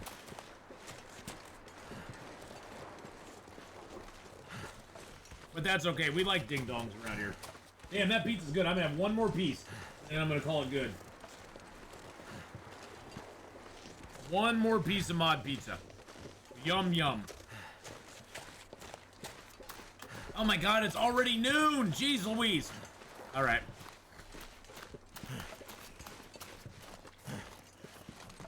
But yeah, Paraglock, whenever you start streaming, just let me know. We'll swing by, we'll give you a raid, we'll start getting you some viewers. You know, we'll help out. I love to help out everybody, so. It's always fun. Ah. Yum yum.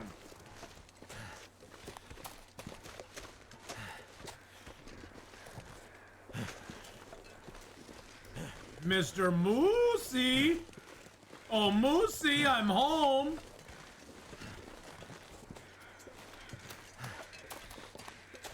I am so surprised the other moose hasn't been up this whole time. Oh god, I thought that was him right there. I thought that deer corpse was the moose. I was like, oh crap, he's right over the hill!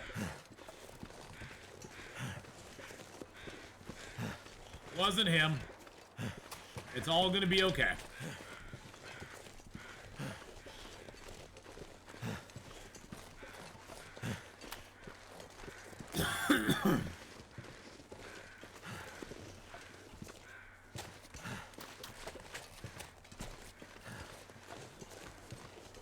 Boopity boo. Okay.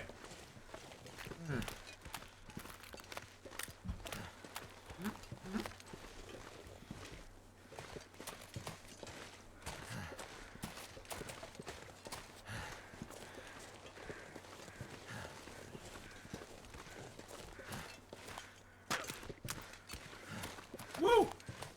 Took a little parkour jump down there. Yeah, I brought the torch along just for wolves, but it doesn't look like there's any wolves up right now. Looks like we killed them all.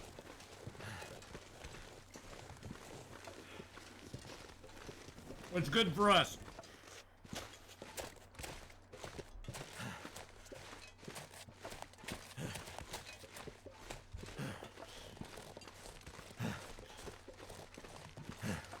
Hey, you know, Paraglock, I'm just happy I'm actually now making thumbnails for YouTube. I know my thumbnails aren't the best, but it's better than what I used to do, which was make none at all. I used to do no thumbnails at all. But that's back when I was just throwing videos up, because I was just like, well, it's a place that I'll permanently store all my old gameplay. And I didn't really care. I honestly never thought my YouTube channel would take off, so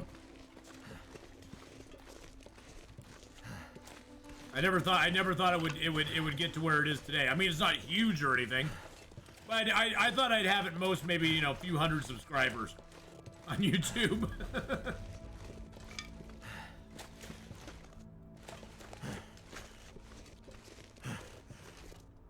Oh, there he is! There he is! We got the other moose!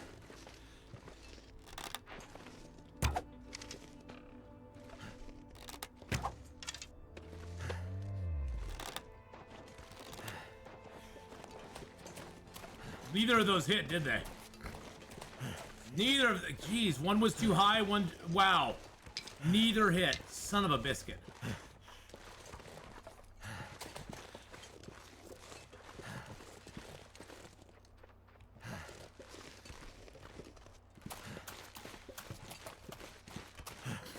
YouTube's at 174 at the moment. Start of the year is less than 100. That's awesome. Keep going for it, man. Okay. All right, here we go.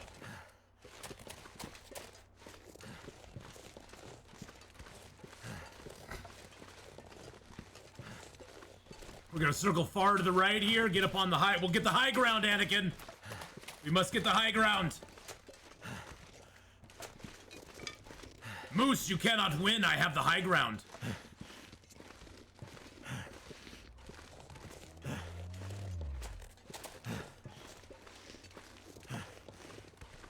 Shh. Be very, very quiet.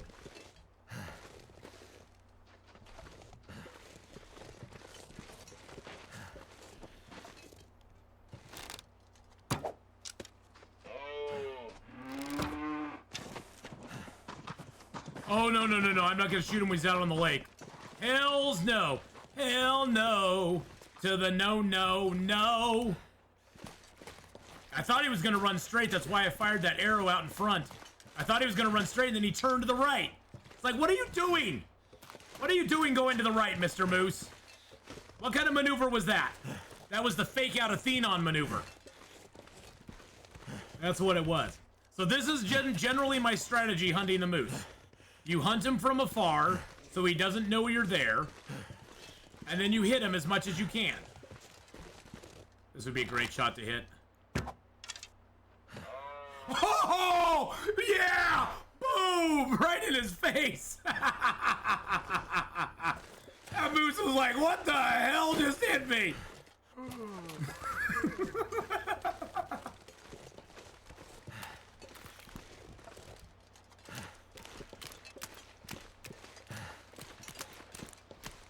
From downtown. Unfortunately, we're driving him further and further away from where we want to have him, but... Oh, jeez.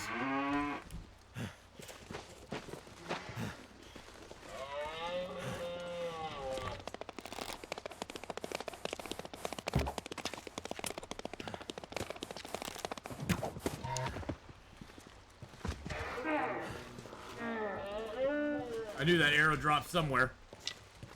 Woo! From downtown again. Yeah, baby. 1, 2, and we shot him in the foot. We shot the poor little guy in the foot. No wonder he was mad at us. He's like, damn you, Atheenon. You shot me in the foot, man. What are you doing here, buddy? Hey, this looks like a nice little place to build a fire, too. Can we get a fire down in here? Can I get a little fire? Can I get a little fire action going on here?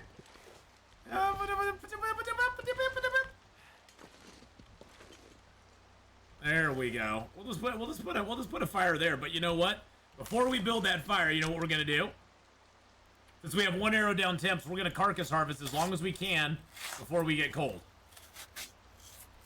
In fact, we're gonna do the whole thing. Why not? Yeah, I don't care about the moose hide. Bye-bye. I don't even really care about the guts.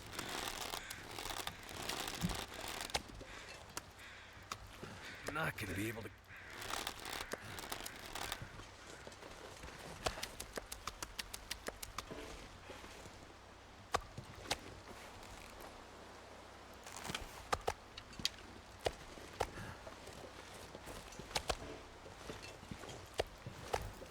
I know. I just. Unfortunately, all the moose is at this point is meat, and that's all he's good for is food. I don't really need him for anything else. That's the sad part. It's like I wish I could say I needed him for something else, but I don't. Can we get a mag lens? Come on, baby, give me mag lens. Give me mag. I'm not even gonna look. I'm not even gonna look. Give me mag lens. Yeah, let's go, mag lens fire. Woo, let's go, free fire, baby. The moose hide would cure. It would cure. It would take so long to cure the moose hide. I wouldn't even be here by the time it got cured, and I'm never coming back to this zone again. I can tell you that right now. There's no reason I ever would want to come back to the zone again.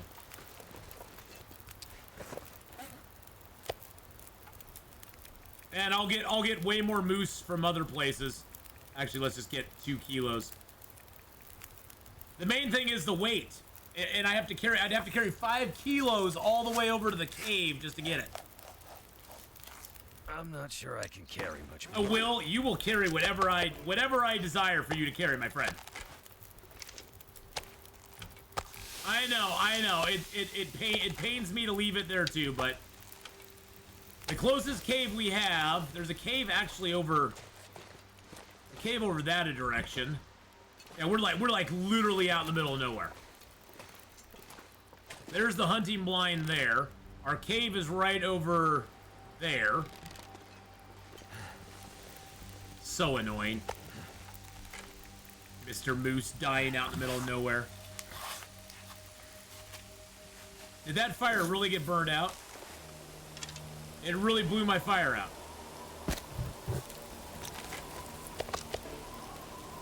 You set off your smoke detector by accident and scared the crap out of you. Well, why'd you do that?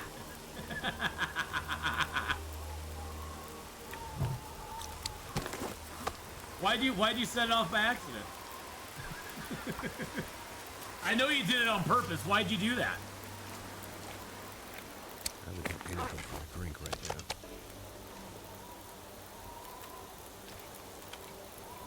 Okay, one more piece of pizza.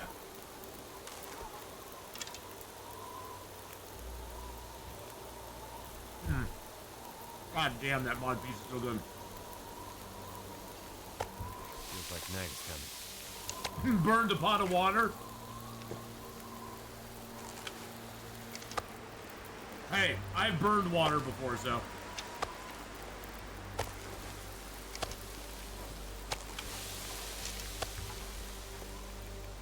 Takes a special kind of special to burn water, let me tell you.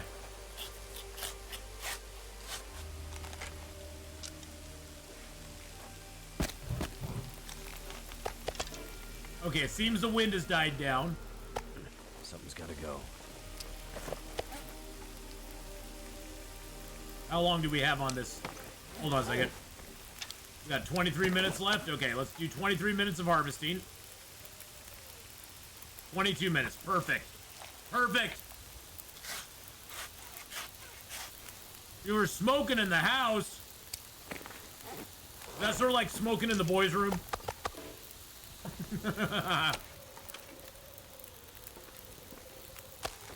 Well, as firefighter, I can't count how many times I responded to the senior home for burnt toast.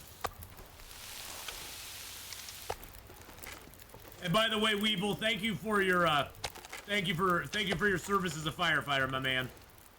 I have family members that are firefighters, so I got huge respect for you guys. Both of my cousins and my uncle were, well, my uncle was a firefighter for, well, all of his life. My one cousin was a firefighter, volunteer firefighter before he became an EMT, and my other cousin was basically a volunteer firefighter for most of his life. So, thank you very much for doing that. I just want to let you know I really respect you guys a lot. So,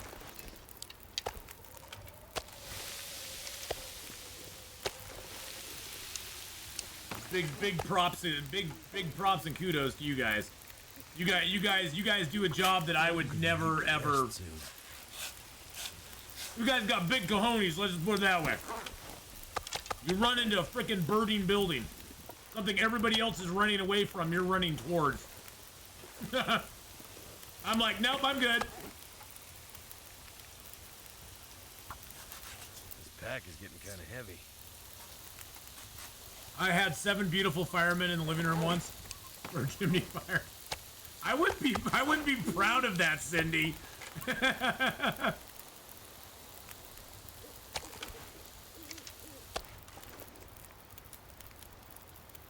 Oh yeah, both my cousins, they absolutely love being firefighters. They grew up out in the country, so it was an all volunteer fire department out there.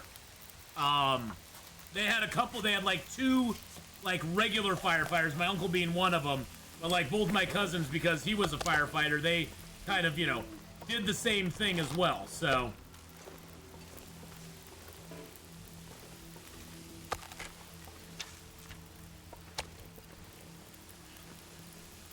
Hubby did a burning Christmas wrapping too fast. Wow, you guys just are like, I've never set that many fires in my life. You guys are like fire bugs over there. Jeez.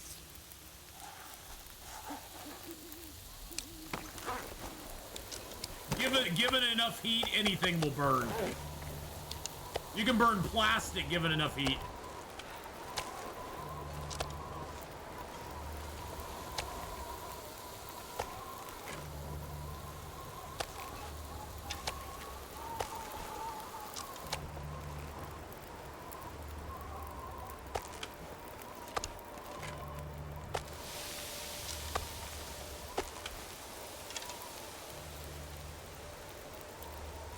Yeah, given enough heat, you can burn stone.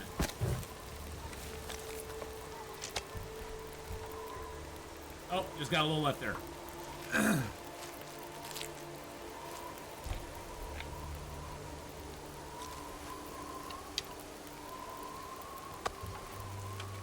$46 minutes.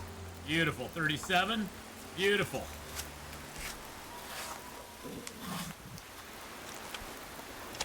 All right. Now we did what we needed to do. I got all of the meat is nice and cut up now. So we're good there. The plastic backed ones aren't too healthy to burn. and indeed are awful for the environment in general. There are pure paper ones that are safer, just need to get a little old school. You know, or you can just use newspaper. We always used to.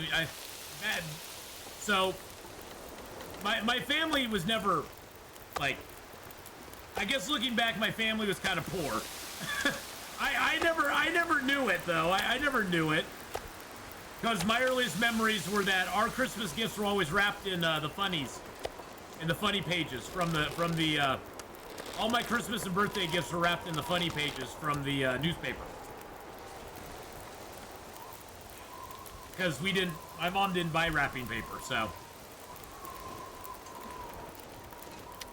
So, yeah. You can find lots of things to, oh, fire went out. Dang it, dang nabbit.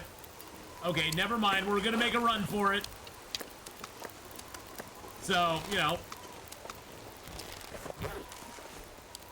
I need to drop something.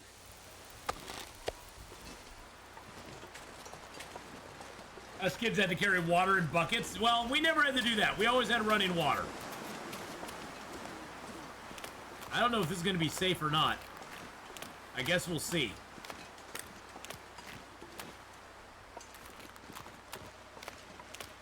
Surprisingly, so far it's safe. I'd lay down right here. Okay, well that's interesting. We never had to do that. We always had running water, but lots of casseroles, lots of stuff like that. We were just self-reliant.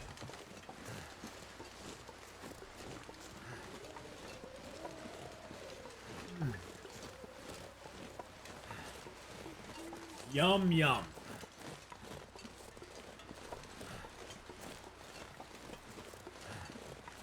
Oh, totally. And that's the thing, Evil Space Monkey. In my mind, I had it all when I was growing up. We played outside with our cousins and my brother all the time. We rambled around on the farm and did all sorts of fun stuff. Our parents were always there for us. You know, you know, my mom and my aunt were great cooks, so we never went hungry. We always had. The food we had was very basic, but we always had food. I mean, you know, it wasn't like we were starving or anything. I don't know how my aunt and my mom made you know, survived all those years with 4 boys running around, but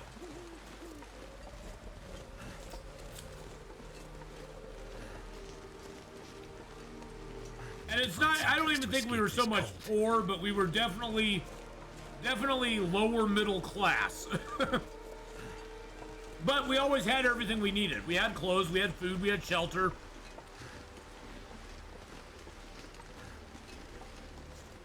My dad was a good provider. My mom was a great housewife. My mom was a school teacher before she met my dad, so she was very good at, like, school, you know, giving us. My mom was very good at teaching us stuff at home. Damn. Freezing. Because once you're a teacher, I don't think there's ever a point in your life you aren't a teacher still. You know, because once you've sort of done that classroom thing, there's never a point in your life where you don't kind of have the classroom stuff still in you.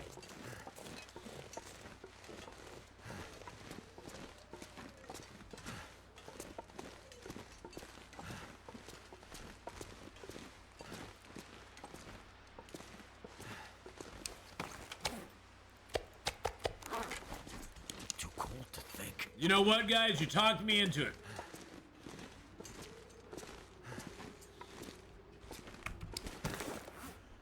You talked me into it. I brought the hide back. Boom. There we go.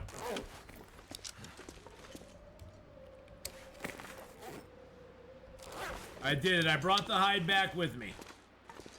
You convinced me of it.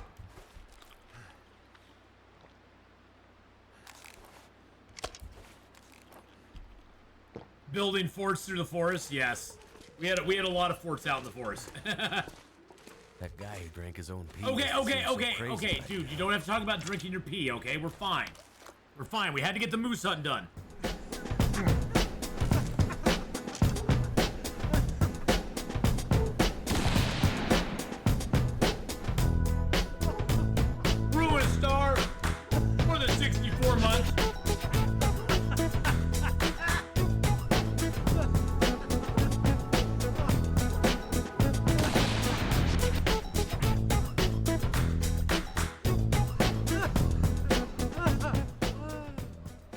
much for the 64-month resub there. Just resubscribed for 64 months. Atheenon cooking brings all the wolves to the yard. Yes, it does. Cooking brings all the wolves to the yard. Damn right. It's better than yours.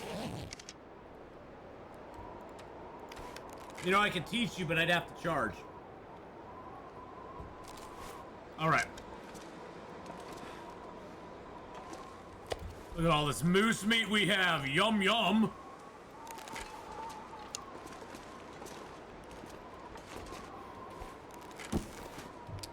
All right, so I could finish that book if I wanted to, and I'm probably going to. I think I will. That'll give us rifle firearm 4.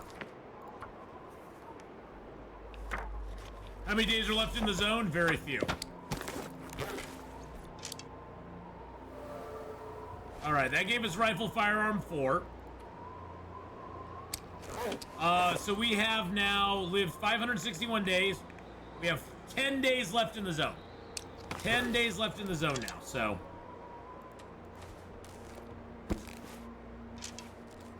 Nope, I'm gonna be switching over here. I was wanting to get the moose hunt done. Since we actually found the freaking moose, I wanted to get the moose hunt done. So there we go, we got our save point. So we'll be returning to this character on Thursday and finishing up here in Bleak Inlet, I'm pretty sure, because we only have 10 days left to go. And we've sort of done everything. We got our food, we got our water. These last 10 days, we're probably just going to spend some time moving the meat over to the caves. We're going to make sure that we got all of our stuff gathered up and ready to go, so when day 50 hits, we can be over in the other cave that's over there by the hatch, and then we can just get right out of the zone. And we can get right into Forlorn Muskeg, right over to Milton. So, yep, the zone's winding down very soon. So that'll be very soon. We will be